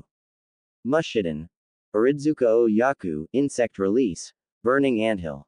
Fu called out as she slammed her palm onto the ground, causing the dirt beneath the mass fight to collapse into a pit filled with the armored crimson ant-like insects with giant mandibles. Hey, what the? You stupid ants, stop biting me, yeah. Deidara growled in annoyance as the insects bit into his clothing and flesh while his partner seemed to have no reaction whatsoever to the insects' bites. Stop whining about some measly insect bites. Sasori said as he dispatched another clone by stabbing it through the chest. That's easy for you to say. Your entire body is a stupid puppet. You can't even feel any of their bites, yeah. Deidara yelled with a tick mark on his brow. What did you call my art? Sasori glared at him. As the 2 Akatsuki members were arguing over the finer points of art, Fu had overheard their conversation and was already preparing for her second part of the plan. So your body is a puppet, huh? Too bad I don't have any termites with me now, so you'll have to settle for being firewood. Fu muttered to herself with a grin. Mushiden. Dai Hotarubi, insect release. Great firefly gathering. Hundreds of yellow glowing fireflies floated out from the surrounding jungle and into the pit, bathing the occupants in an ominous yellow glow that stopped the bickering. What the hell are those, fireflies? Deidara asked with an eyebrow. It looks like it. Sasori growled as he swatted yet another handful of clones away with his tail. What was it you said? Naruto's voice drifted down into the pit, causing them to look up to see an evil grin on his face. Oh yeah, art is a blast. Katsu. Fu snapped her fingers. A flash of yellow light was followed by an earth-shaking explosion, a pillar of roaring flames erupting out of the pit and into the sky. Naruto and Fu dug their fingers in their ears as their respective biju healed their blown eardrums, both with tired but happy expressions on their face. It did not last very long as 2 amused chuckles sounded from behind them and they spun around to see both Akatsuki members completely unharmed, their clothes not even torn. How? Naruto stammered in fear. Did you really think we would walk into a trap like that? Sasori shook his head in amusement. Both of them were just clay clones of mine, but man, that was a really artistic explosion, yeah. Deidara whistled in appreciation. Sasori raised his left arm, which appeared to be some kind of weird contraption attached to it. Enough playing around, I can sense multiple chakra signatures approaching. Must be Mifune-sensei and Shibuki along with some Takigakur shinobi. Naruto whispered under his breath, getting a grunt of agreement from the green-haired girl. Kugetsu no Jutsu, Gishu Senbon, puppet technique, prosthetic arm needles. Sasori launched the contraption directly at them, causing them to dive to the sides to avoid it, getting a smirk from the puppet user. The bulky arm-like missile suddenly fired off the wooden cylinders connected to it, which then opened up to release a hail of poison-coated Senbon in all directions. Unprepared and unsuspecting, the two Jinchuriki were caught by the surprise technique and were punctured in multiple places by the needles. Inside those needles are strong paralytic poisons of my own making. A normal full-grown adult would have fully succumbed to its effects and died within a span of 3 days, but since you two are Jinchuriki, I have no doubt that you will survive. Sasori said as he retracted his now empty left hand back into the cloak. Shit. Naruto swore as his vision started to turn hazy. Kyuubi, a little help. I'm working on it. The demoness responded as she tried to purge the toxin as fast as possible. Fu seemed to have a higher resistance to the poison as she stood her ground, only a slight occasional squinting of the eyes gave away her condition. A red chakra cloak bubbled out from her seal and surrounded her as she called upon the Nanabi's power, giving her a pair of wings on her pack as well. Sasori unlatched his mouth once again and released a shower of Senbon at her, which proved to be useless as the needles melted upon contact with her Jinchuriki cloak. Fu took off into the air and charged towards them whilst performing aerial stunts to evade the exploding clay birds that Deidara was chucking at her. Rasengan. Naruto shouted as he appeared behind the ex-Iwagakure shinobi and slammed the orb of condensed spiraling chakra into his back. The attack drilled into the Akatsuki member's skin until it suddenly turned white and pasty, revealing it to be another clay clone which had trapped Naruto's arm within its body and refused to release him. A few seconds later and the clone detonated, the force of the explosion sending the blonde-haired boy sailing through the air and smacking against a thick tree trunk.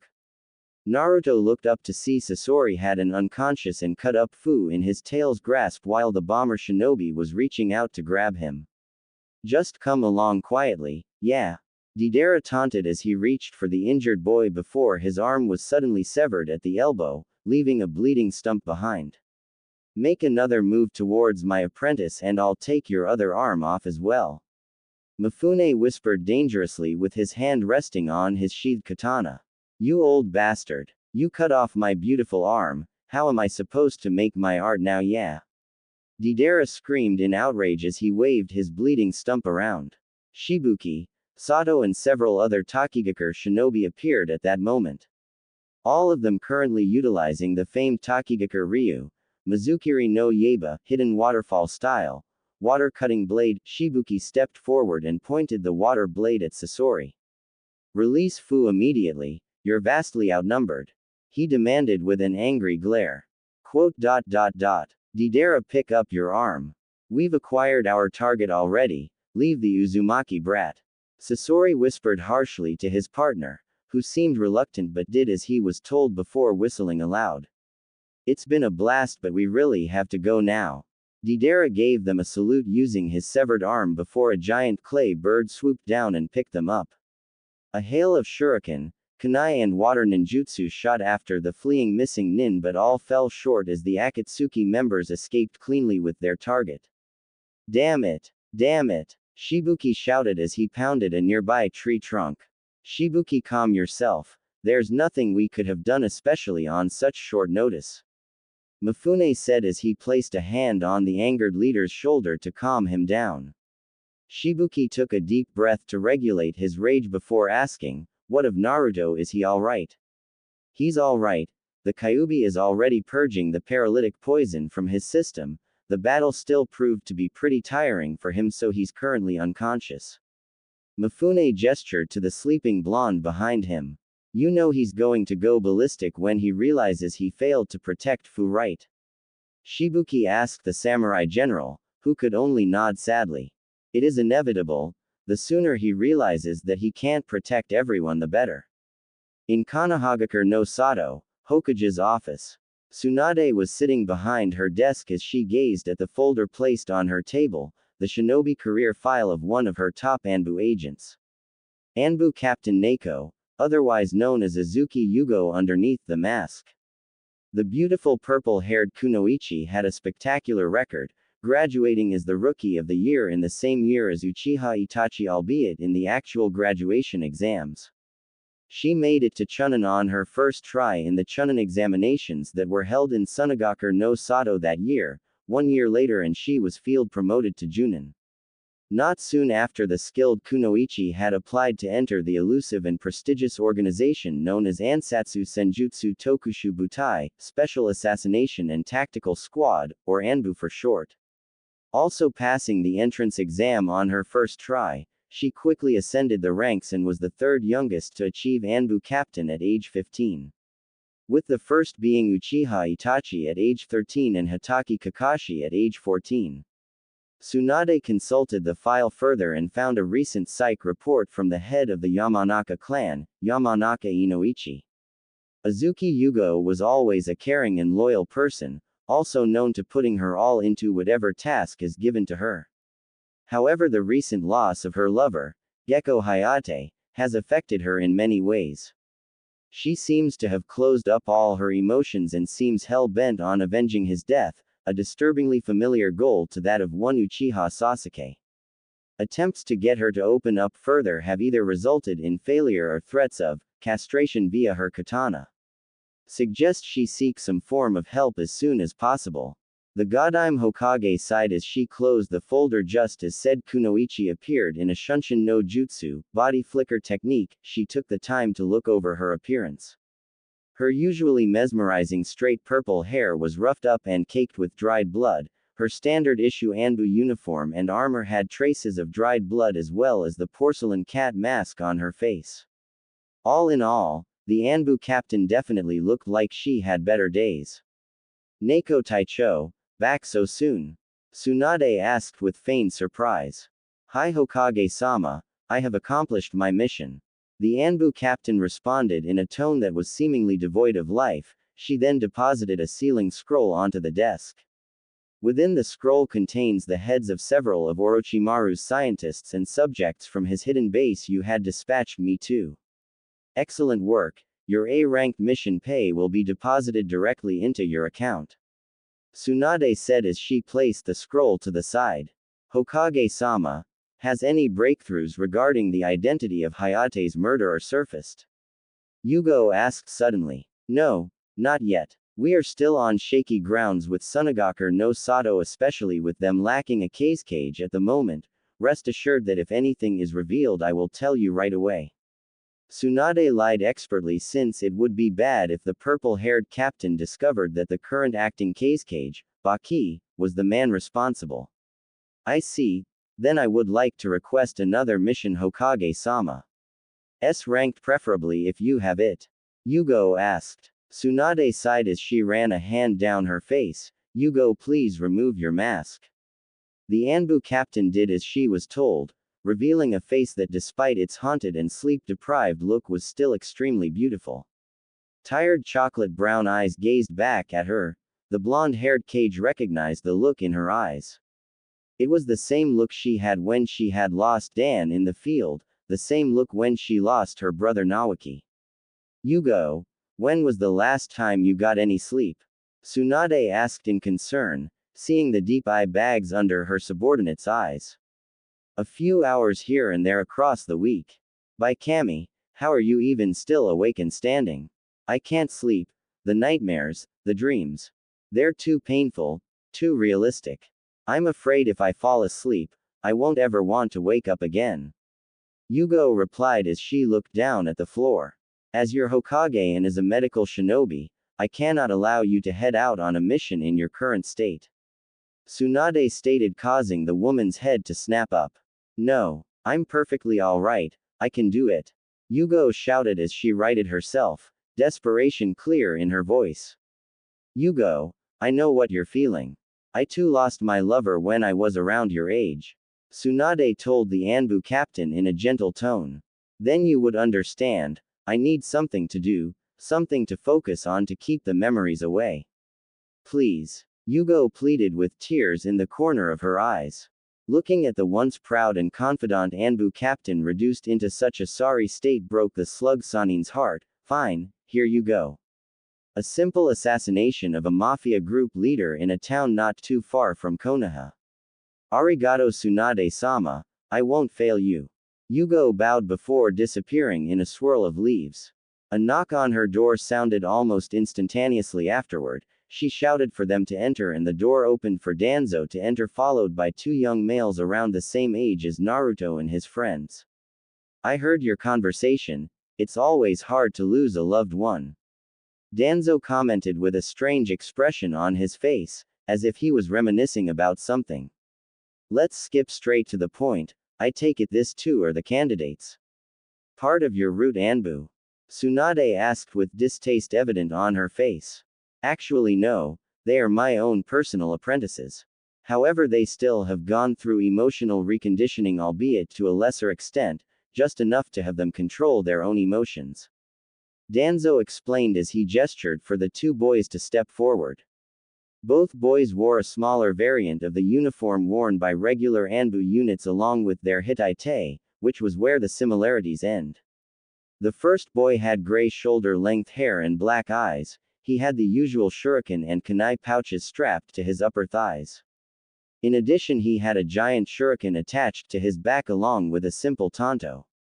The second boy had short, black hair and black eyes, which contrasted greatly with his very pale skin tone.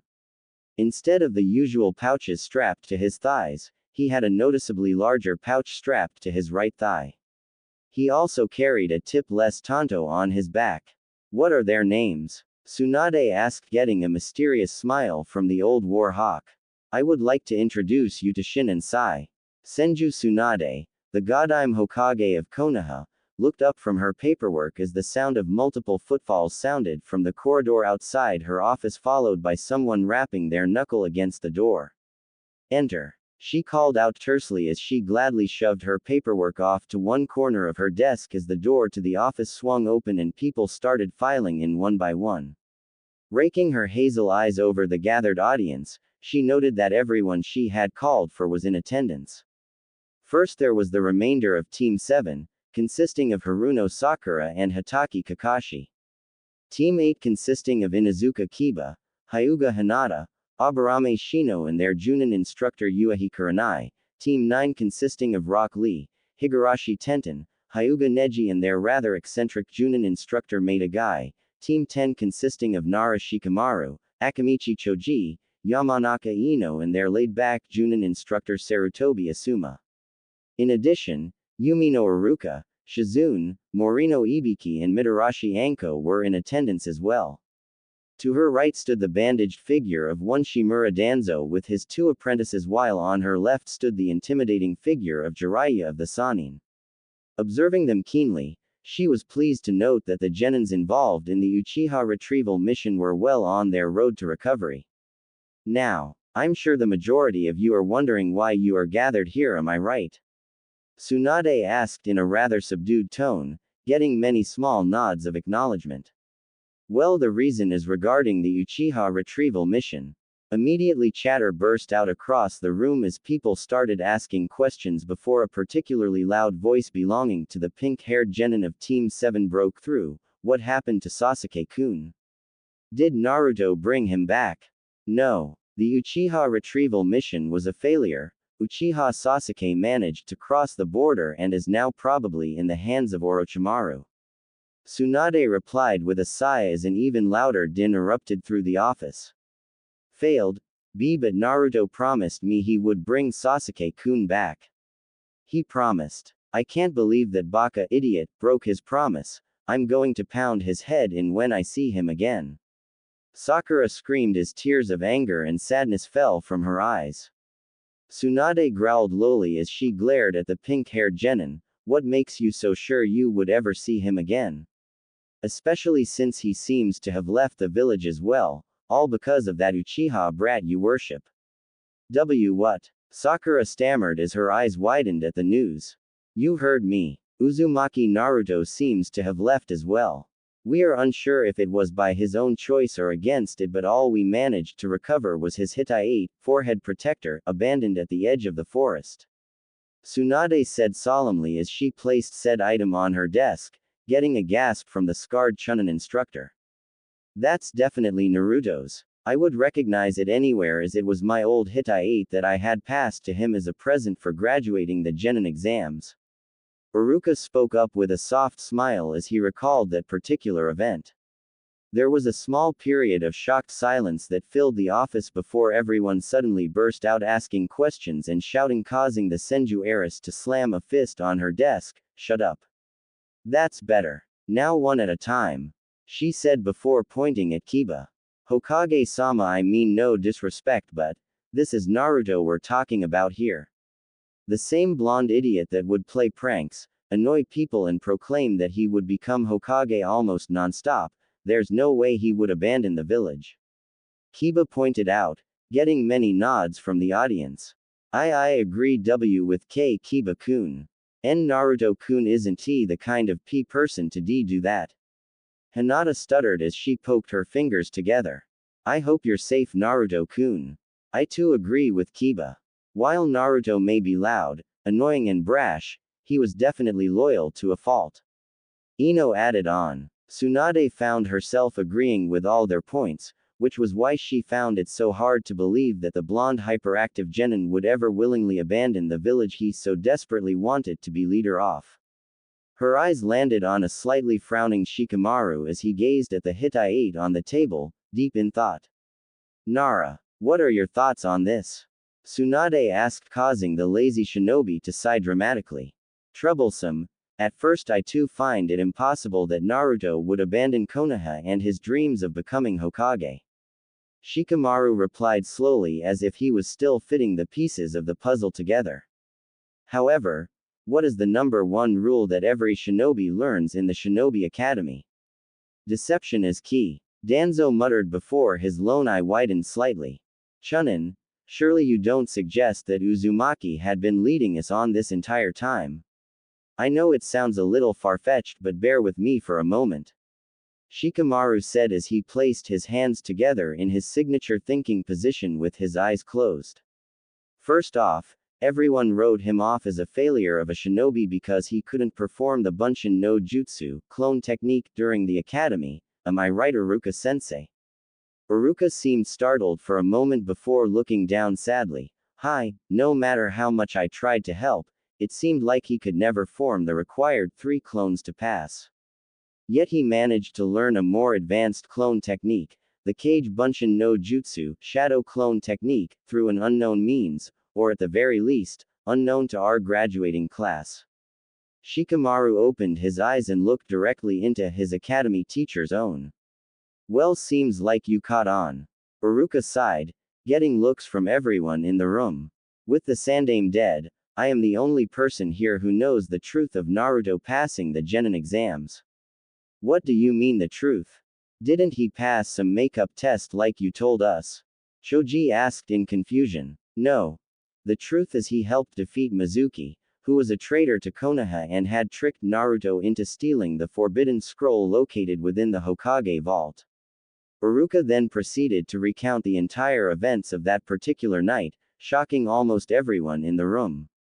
Troublesome, but this just adds more weight to my theory. Naruto managed to learn a kinjutsu, forbidden technique, from a scroll within an hour. However, the regular clone technique lay beyond his grasp despite years of practice and tutoring. Or should I say, he could never be able to perform it at all. The Nara continued on as he closed his eyes again. The brat is right, the Bunshin no Jutsu required only minuscule amounts of chakra to create. And for a chakra powerhouse like Naruto, his reserves were simply too large to perform such a small-scale technique like that, hence why the Kage Bunshin no Jutsu was a perfect replacement for him. Jiraiya explained. Exactly. Also, Naruto recently had another jutsu added to his current arsenal, the Rasengan, spiraling sphere. The famous A-rank technique that the Yondaime Hokage himself took 3 years to create. I would assume both Kakashi-sensei and Jiraiya-sama learned the jutsu as well. I tried copying it using the Sharingan, but it came out incomplete and unstable. It took me a further 6 months to learn how to stabilize it properly, and even then it still couldn't match up to the original. Kakashi admitted with a sign. Minato taught it to me. I took a year to get it down, and I'm starting to see where you're coming from. Jiraiya stated as the gears in his head started turning as well. Naruto only took a week to perform a fully stable and working Rasengan, albeit with the help of a shadow clone. Naruto, the one everyone claims to be an idiot, took a week to learn an A-ranked jutsu that took a Sannin a year to learn.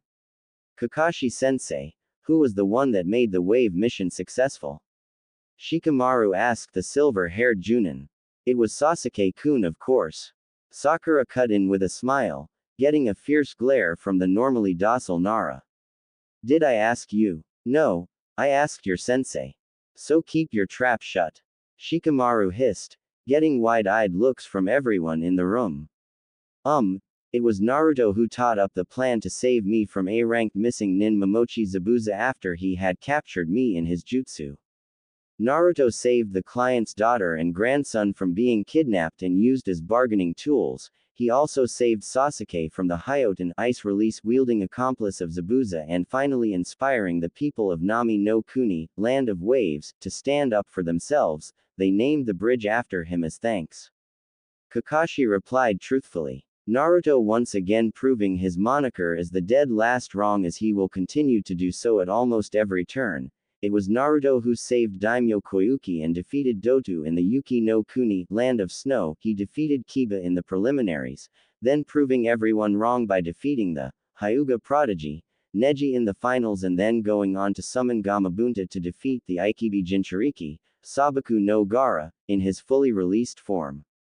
Shikamaru listed instance after instance of Naruto saving the day. So you're saying that blonde Gaki was really a genius in hiding? Anko asked. I'm not just saying it. I'm completely certain that he is a genius in hiding.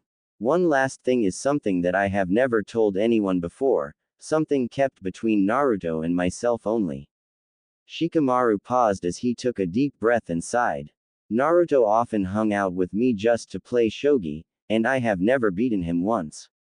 Are you serious? Asuma exclaimed as he dropped his lighter in shock. Huh, what's the big deal? It's only a game. Sakura said. Shogi is a game that involves a lot of thinking and an excellent strategic mind as well as the ability to think up new strategies on the go as the situation demands, and Shikamaru has only ever lost to one other person. Asuma explained before looking over to his student. My father, Nara Shikaku. The head of the intelligence gathering department as well as head Junin of the Shinobi Corps. Shikamaru told them, getting gasps of disbelief. But he always failed all his written tests in class. Ino shouted. Correct. However, there are many different kinds of genius. And Naruto just happens to be a genius on the battlefield. He was able to think up multiple strategies in the blink of an eye whenever I played against him. And the thing is his strategies were always unpredictable, which is what makes him deadly in the field. The pineapple-haired Chunin sighed again as he finished explaining. Amazing, that Uzumaki has managed to fool us all, truly remarkable. Danzo whispered to himself, further regretting being unable to teach the blonde shinobi. So what does he being a genius have to do with him leaving the village? Tsunade asked with narrowed eyes as her mind absorbed all the new information being exposed. That is part 2 of my theory. Why would Uzumaki Naruto resort to hiding his true skills from people that are supposed to be his comrades and friends? What would cause him to create his mask, that fake happy-go-lucky persona that he always wore? Shikamaru noticed the way the adults in the room seemed to stiffen up slightly, further increasing his suspicion. What do you mean? I mean sure he was an orphan but was it really that bad? Tenten asked. I wondered that too and then remembered that his birthday was on the 10th of October, the day of the Kyuubi's attack. Shikamaru replied as he started pacing the available space in the room. That still doesn't add up though. Why would being born on the date of the Kyuubi's attack cause any form of issue for him? Didn't Yondaime-sama kill the Kyuubi? Isn't that why we celebrate the Kyuubi festival every year on that date? So shouldn't it be great to be born on that day? Lee asked with his thick eyebrows knitted together in confusion.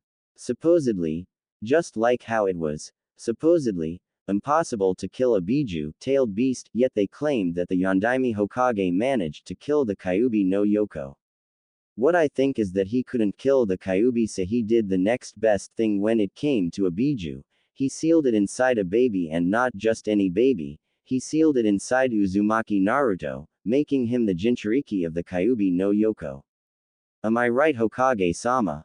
Shikamaru stopped pacing as he looked right at the blonde-haired female Kage. Sometimes you Nara are just too damn smart for your own good. Tsunade sighed as she pressed a finger to a seal on the underside of her desk and channeled some of her chakra into it to activate it. I've just activated a silencing seal, so whatever I am about to disclose to you will not leave this room. Failure to comply will result in punishment fitting off the exposure of an S-ranked secret, which is public execution. A series of nervous gulps followed that statement before Jiraiya stepped forward and cleared his throat. I believe I should be the one to explain this, as I was Minato-sensei. Yes, you are right in your assumption that Naruto is indeed the Kyuubi's Jinchuriki. Minato couldn't kill the Kyuubi, so he performed the only remaining action possible. He sealed it into Naruto in hopes that he would learn how to control the Kyuubi's power. Wasn't the Kyuubi said to be a force of nature, capable of causing tsunamis and earthquakes with barely any effort? How could someone seal something so powerful, and even if that was possible, how could anyone manage to tame such a scary power? Neji asked in a subdued tone, finally realizing that Naruto had lived his life under the oppression of a seal he never wanted as well.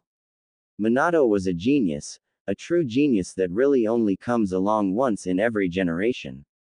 He excelled especially in the department of fuinjutsu, sealing techniques, going so far as to invent the jutsu which made him famous throughout the elemental nations, the Hiraishin no Jutsu, flying thunder god technique. Jiraiya stated with a prideful smile at the accomplishments of his deceased student. So the Yondaime used his superior knowledge of fuinjutsu to seal the Kyuubi into Naruto, probably using some kind of suppressor seal to keep the Kyuubi from influencing Naruto yet allowing him to access Kyuubi's chakra. So it wasn't because of the pranks that Naruto was glared at, it was because he was the container of the Kyuubi. Shikamaru deduced with a sigh. That's correct. You have no idea how many times I had to save him from drunken mobs when I was still serving in the Anbu division. Kakashi said sadly. Tsunade silently observed the shifting expressions of the people in her office. Danzo and Jiraiya had their poker faces on and gave nothing away as to what they might be thinking. She noticed as Anko's hand drifted over the cursed mark on her shoulder, both Ibiki and Kurenai giving her sympathetic glances. He was just like me, shunned for something beyond our control. I should have reached out to him instead of wallowing in my own self-pity. Anko thought with a grimace. I should have paid more attention to Naruto. How can I ever face Minato-sensei again knowing that I had failed to uphold his teachings and ignored his son? Kakashi thought with regret and depression. So he too knew the burden that came with being oppressed by a seal, yet he did not allow it to negatively affect him. You are truly strong, Naruto, and I will forever be in your debt for opening my eyes to my own faults. Neji closed his eyes and silently wished his absent friend to be safe. Naruto-kun, you are so strong. I wish I could be more like you. I want to get stronger so I can bring you back to the village. Hinata vowed to herself. Naruto always had this burden within him, yet he still kept trying to keep up his cheerful facade, and I belittled him for it. What kind of person am I? Were the shared thoughts of both Ino and Sakura, looking at each other with downtrodden expressions. So the reason he left is because he couldn't put up with the village's bullshit any longer, and the fact that he might possibly never achieve his dream of being Hokage. Shikamaru concluded but quickly held his hands up as multiple angered gazes turned onto him. Wait, let me clarify. Sighing as he rubbed his temple, troublesome, I believe everyone knows how Naruto is treated by the majority of the civilians and a portion of the shinobi forces as well. That's exactly the reason why he would never achieve his dream. To be Hokage means more than just being some sort of figurehead. I understand where the Nara boy is coming from now. Uzumaki would have needed the complete and utter trust and loyalty of his village behind him if he were to become Hokage. If he can't even trust his own village to watch his back, then how would he function as a proper Kage? Danzo explained as he gestured out the window to the village beyond. I never thought about it like that, Tsunade said with wide eyes before she hardened her gaze and slammed her fist onto the surface of her desk. So the reason he left is because of the idiotic actions of the villagers. Possibly, we still can't rule out the option that he might have been kidnapped whilst unconscious. The boy, from what I remember, has always been trusting and naive. He could have been swayed by whatever lies his captors may have told him, but that is not important at the moment. Danzo slammed his cane onto the wooden ground to silence the rising chatter. The main issue at the moment is that we don't even have a clue to his location. For all we know, Akatsuki could have gotten to him already. Even if they have captured him, they would not be able to seal him yet. The information obtained through my spy network states that the Kyuubi has to be sealed last. The beast holds too much power and would unbalance their sealing structure. Akatsuki would not risk revealing their main base by holding a shinobi captive for such a long duration, especially a Jinchuriki at that. Jiraiya spoke up from his position. All we can do at the moment is to carry on with our lives. And pray that Jiraiya's information network manages to find some trace of Naruto. I'll also be deploying tracking units to patrol around the borders of Hai no Kuni just in case. Tsunade sighed as she watched the gloomy expressions on her shinobi's faces. Excuse me, Hokage-sama, but I don't think that is the only thing you've called us here for. Now why don't you introduce us to the two fine young gentlemen standing by Danzo's side? Kakashi smiled as he tilted his head in the direction of the two silent teenagers, getting a shift in posture from them. Danzo gestured for the two male teens at his side to step forward. Perhaps you should allow me to do the introduction, Tsunade Haim. He received a nod for him to continue. For those of you here who are not acquainted with my person, I am Shimura Danzo. I serve as an advisor to the Hokage and used to serve as a shinobi alongside my rival Sarutobi Hiruzen, whom you all would know as the Sandaime Hokage. What even less people know is that I have a program in the running that picks up promising and talented strays and orphans off the street, giving them the chance to serve as shinobi. These two here are part of said program, except they excelled further and faster than any other trainees have had. Thus I had taken it upon myself to train both of them myself personally. Both of you introduce yourself. The gray-haired boy stepped forward first. My name is Shin. I do not know my family name. I will be turning 14 this year. I have been trained in all facets of the shinobi arts, but I excel in kenjutsu, sword techniques, and shurikenjutsu, shuriken techniques. My dreams for the future is to enter Konohagakure's Ansatsu Senjutsu Tokushu Butai, Special Assassination and Tactical Squad, and serve our village to the best of my abilities. Next up was the pale-skinned, black-haired boy. My name is Sai, likewise my family name is unknown. I will be turning 13 this year. I have been trained in all facets of the shinobi arts, but I excel in my particular brand of ninjutsu revolving around bringing my paintings to life. At this moment it is still unknown if my particular ability is a Kekkei Genkei. Danzo-sama is still investigating that matter. My dreams for the future is similar to my partner's, and that is to enter the Anbu division and serve Konoha to the best of my abilities. The Junins nodded in understanding as they were old enough to be aware of Danzo's not-so-secretive route program. The rookies on the other hand were a little thrown off by how robotic the two apprentices were. Also they were unaware of the route program, which was immediately voiced by Shikamaru. No offense Danzo-san, but if you ran a program that trained orphans and strays, why was Naruto not inducted into your program? Was it because of the Kyuubi being sealed into him? Him being a Jinchuriki had nothing to do with it. As a matter of fact, it was all the more reason I wanted him in my program. Let's just say I am not exactly lenient, and my training schedules would be considered torture to some people, namely the Sandaime Hokage among them. Leave Sarutobi-sensei out of this. He had all rights to deny your request for Naruto to be given to you for training. You would just brainwash him into your mindless puppet just like these two here. I am fully aware of what being a Jinchuriki entails, that the hosts tap into their bijus, tailed beast, chakra when they are in a heightened emotional state. I would have let the boy keep his emotions but trained him in the art of control. To control his emotions instead of letting them control him. Hiruzen coddled the boy too much, yet at the same time he also ignored him to the same extent. Danzo cleared his throat as he looked at the blonde Hokage with a serious one-eyed gaze. Face it, Tsunade, Hiruzen failed the boy and he also failed Konoha. His weakness when it came to dealing with Orochimaru came back full circle, look where it landed him. Would you want the same to happen to the Uzumaki boy? Tsunade glared at the crippled advisor but could not refute his words, she could only grit her teeth and sigh in defeat as she looked back at the gathered shinobi before her. The blonde village leader could not help but notice how well they had taken the news of Naruto's status as a Jinchuriki as well as his undetermined defection from the village. She steeled her gaze and started writing on a piece of paper. From this moment on, Uchiha Sasuke will be listed as a B rank missing nin. Capture alive if possible, death only if capture is impossible. Wanted for the crime of willingly defecting to a known S-rank missing nin of Konoha as well as harming his fellow Leaf Shinobi. Uzumaki Naruto will be listed as an A-rank missing nin. Capture alive at all costs. Death will not be tolerated. Wanted for questioning. Why are you listing Sasuke-kun as a missing nin? He was being controlled by the cursed seal that Orochimaru planted on him. Sakura shouted with tears in her eyes. Are you questioning your Hokage's orders, Genin?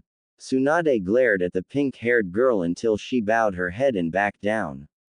By morning tomorrow, the majority of Konoha's shinobi will be notified of the additions to our bingo book. As 2 of your students are absent without leave, the holes in your squad will be filled by these 2 here. Is that understood, Kakashi? I understand, Tsunade-sama. Let me make this clear, Junin Hatake Kakashi.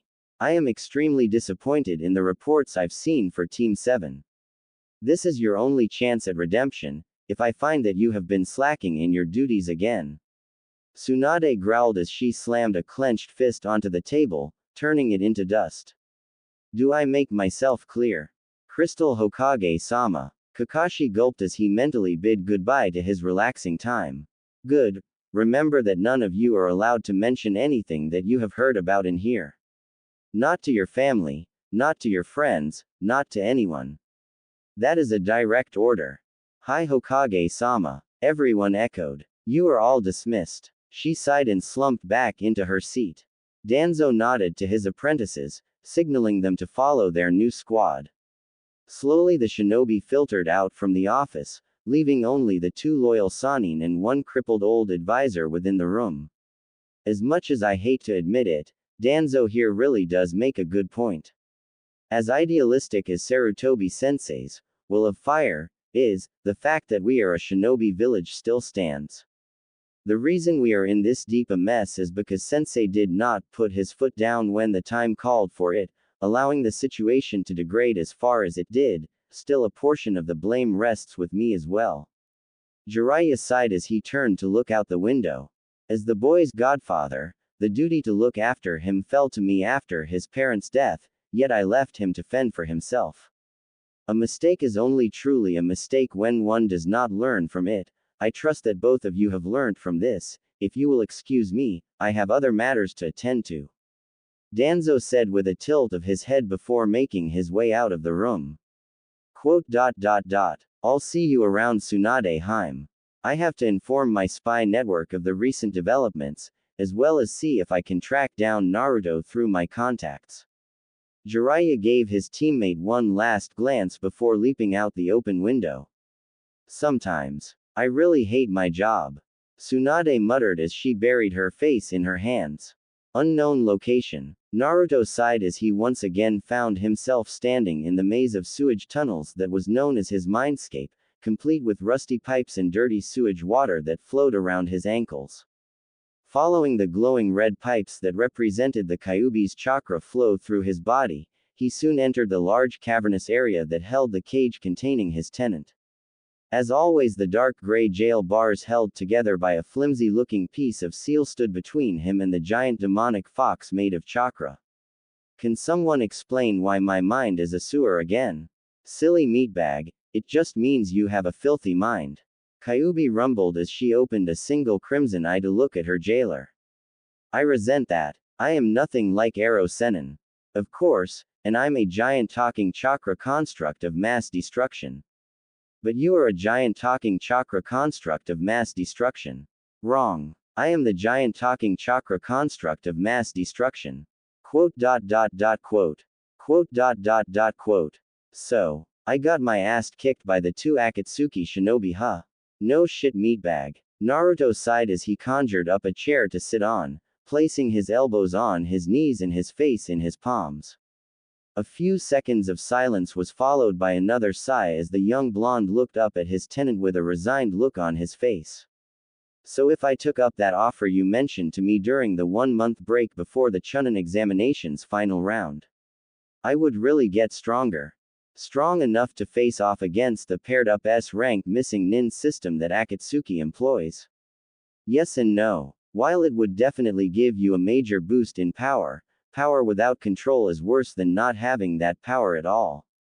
Which is why I recommend you continue your training under that old sword-wielding meatbag. He looks like someone who can and will instill discipline into you.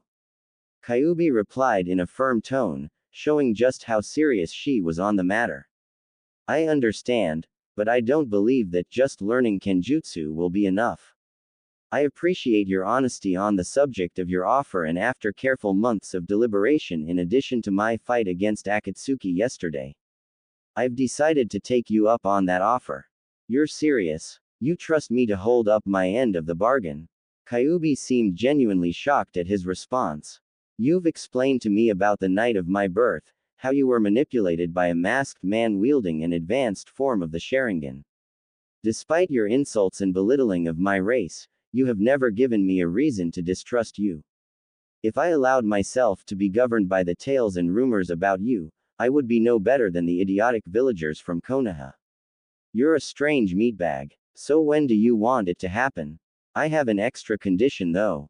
An extra condition? Oh, it's nothing big really, just, before it happens, you have to tell me your name. Your real name, Naruto said with a warm smile.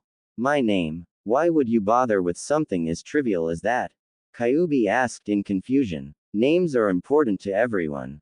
Konohamaru, for example, wanted his name to be seen as it was, not hidden within the shadows of his famous grandfather. For me, my name is the only thing I have that was given to me by my parents. I may not have known them and they may not have been around, but I will always cherish the one thing they left behind for me, that is my name. He whispered softly as looked into his tenant's crimson orbs, seeing something familiar within them. So I assumed that for you too, your name will also have a certain significance behind it. Kyubi could only stare at her Jinchuriki in front of her in astounded silence. She had not expected such a deep response from her usually dense container.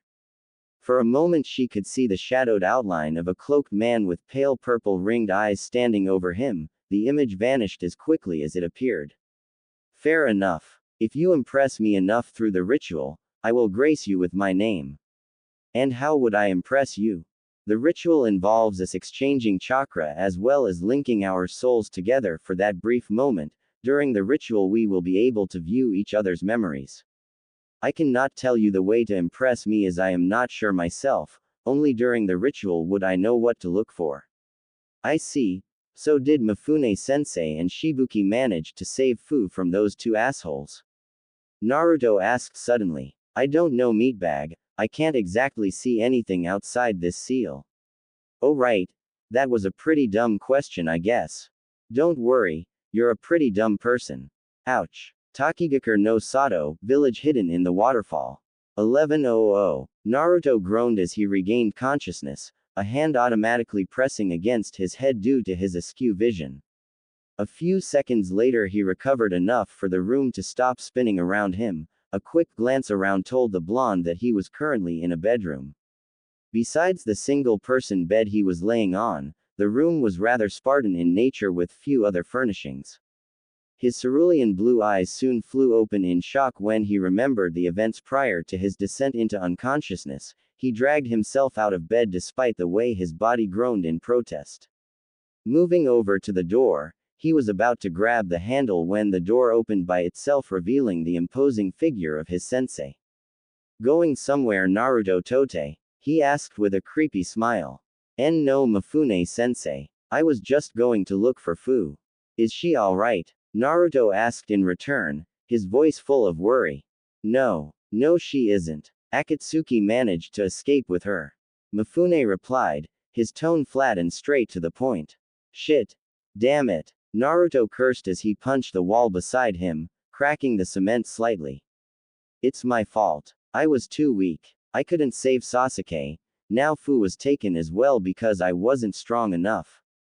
So what are you going to do about it? Are you going to stand there and mope around? Are you going to run back to Konoha crying because of how much of a failure you are? If you even entertain one of those thoughts, I suggest you pack up and leave. I will not have an apprentice that whines and expects pity just because he failed. Mifune growled in a stern, no-nonsense voice. Quote. So what is it going to be? Are you going to run away like a coward? Are you going to whine like some pathetic civilian child? No. I'll get stronger. You say that, but where is your resolve? Anyone can say they want to get stronger. I want you to prove to me that you have the resolve to back up your words. Naruto clenched his fists with his eyes closed and facing the ground. Suddenly he dropped to his knees and fell prostrate before the elderly samurai. His next words rang loud and clear throughout the room. There was no hesitation behind his words, only confidence and passion. Mifune-sensei, I pledge on my own honor to dedicate myself fully in my training to be a samurai. No matter how tough the training, no matter how hard you push me, I promise to endure everything without a single complaint. I will not stop until I have perfected every single exercise you set before me. I will not rest until I have become strong enough to protect all of my precious people. Mifune looked upon his apprentice with a wide smile. Rise, Naruto, I have seen your resolve. Tomorrow we shall begin your training here. Shibuki will be your first teacher. He has agreed to teach you their Takigaku Ryu, Mizukiri no Yaiba, hidden waterfall style, water cutting blade. I expect you to offer him the proper thanks for imparting their village's secret technique to you. Hi Mifune-sensei. Naruto replied as he rose. Undisclosed location, hidden Akatsuki base. 1100. Thump. The unconscious form of the Nanabi Jinchuriki was thrown onto the ground in front of a giant grotesque statue, the statue having its palm facing skywards and fingers fully extended upwards. Upon two of the fingers stood the forms of Deidara and Sasori, the rest of the figures were just a holographic shadowed outline of their form.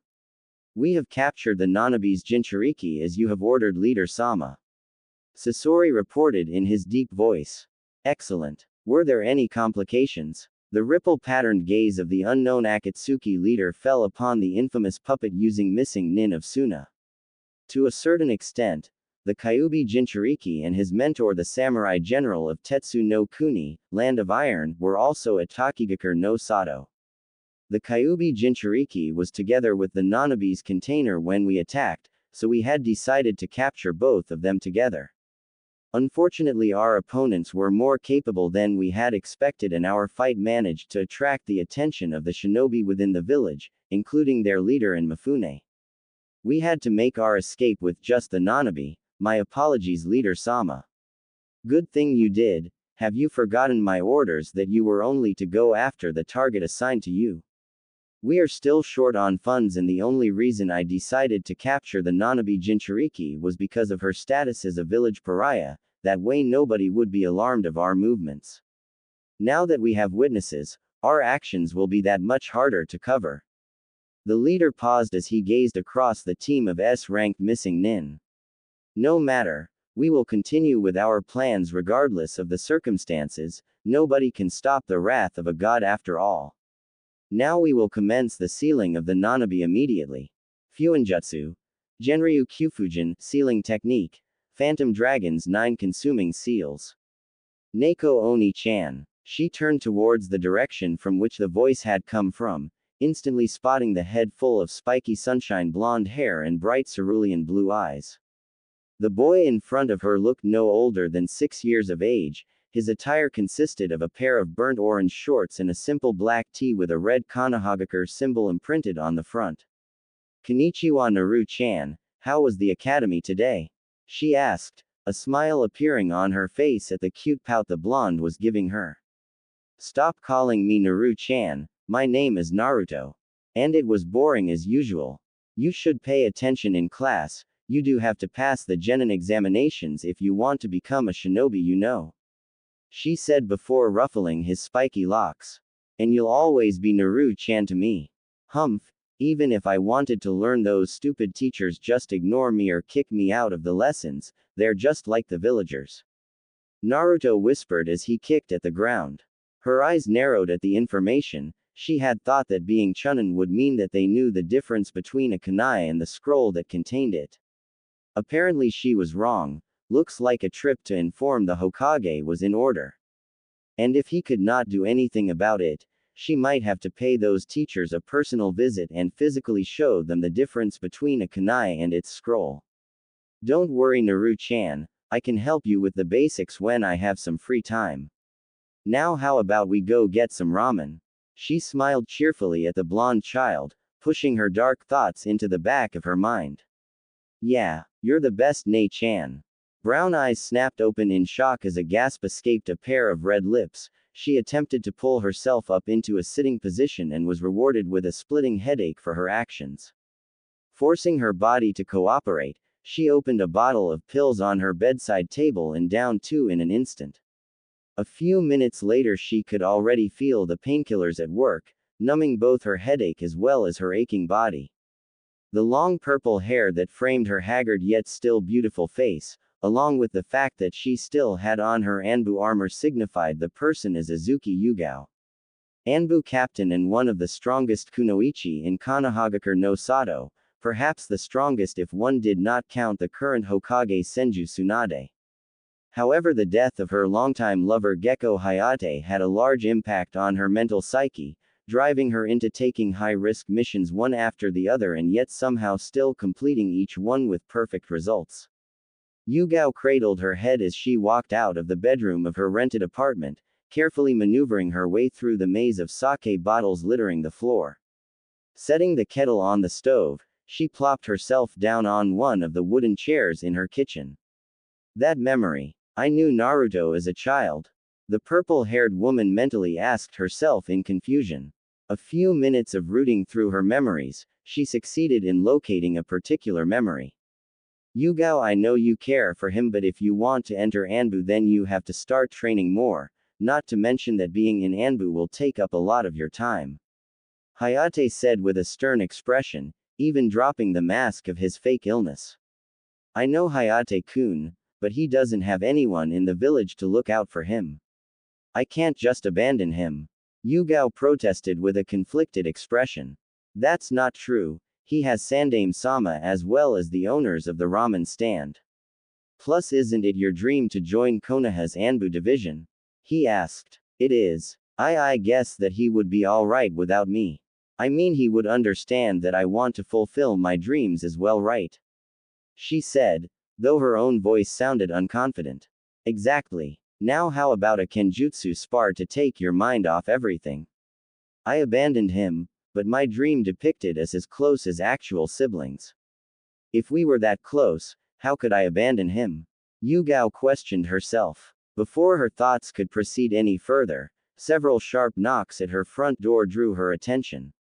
Standing up from her seat, she stumbled over to the door and pulled it open slightly and was greeted with the grinning visage of one Mitarashi Anko. Groaning softly, she unlatched the door and invited her friend in. "Damn girl, you look like shit," Anko stated bluntly. "Thanks, at least now I know I look how I feel," she responded just as blunt. Her fellow purple-haired friend deposited herself on the sofa with a sigh, pulling out a stick of dango from somewhere of her form. Hearing the kettle whistle, she poured herself a cup of coffee and downed it instantly and relished in the burning sensation of the hot drink washing down her gullet. "So are you here for another one of your, cheer you chan up, plans?" Yugao asked sarcastically. Anko frowned slightly before shrugging. "Nope, I have plenty of time for that later on in the evening.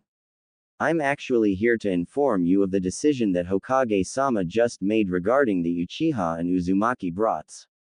Uzumaki. You mean Naruto? I thought he went to retrieve the Uchiha.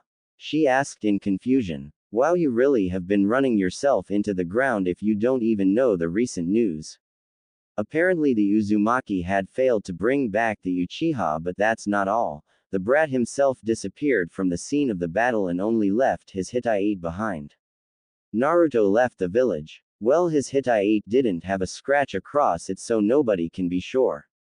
He could have been abducted whilst he was unconscious, or the Uchiha could have taken him to the snake bastard. Anko hissed the last two words. I see. And since when were you on a first-name basis with our resident Jinchuriki anyway? Anko narrowed her eyes curiously. I just had some sort of memory flashback. I had a past with Naruto even though I seem to have forgotten about it. Yugao replied hesitantly, especially since her friend seemed to have gained a mischievous glint in her eyes. Oh, do tell. I love juicy gossip. It's not much, as I've told you I can't remember much myself. I seem to be some kind of elder sister figure to him when he was about 6 years old, but I stopped visiting him when I started training for Anbu, and after that, I guess I forgot about him. She said with a guilty tone. Well, Yu-chan, I can't say you exactly won the Best Sister of the Year award for that. I can sympathize with the Kyuubi Gaki since I know what it's like to be hated for something beyond your control and not having anyone around to support you. Here she paused and pressed a hand against her cursed seal. However, it seems that nothing can be done about it now since he is Mia, though you can ask the Hokage to join in on the search missions. I'll keep that in mind. Yugao fell silent as she looked into the empty cup she held. Who exactly are you, Uzumaki Naruto?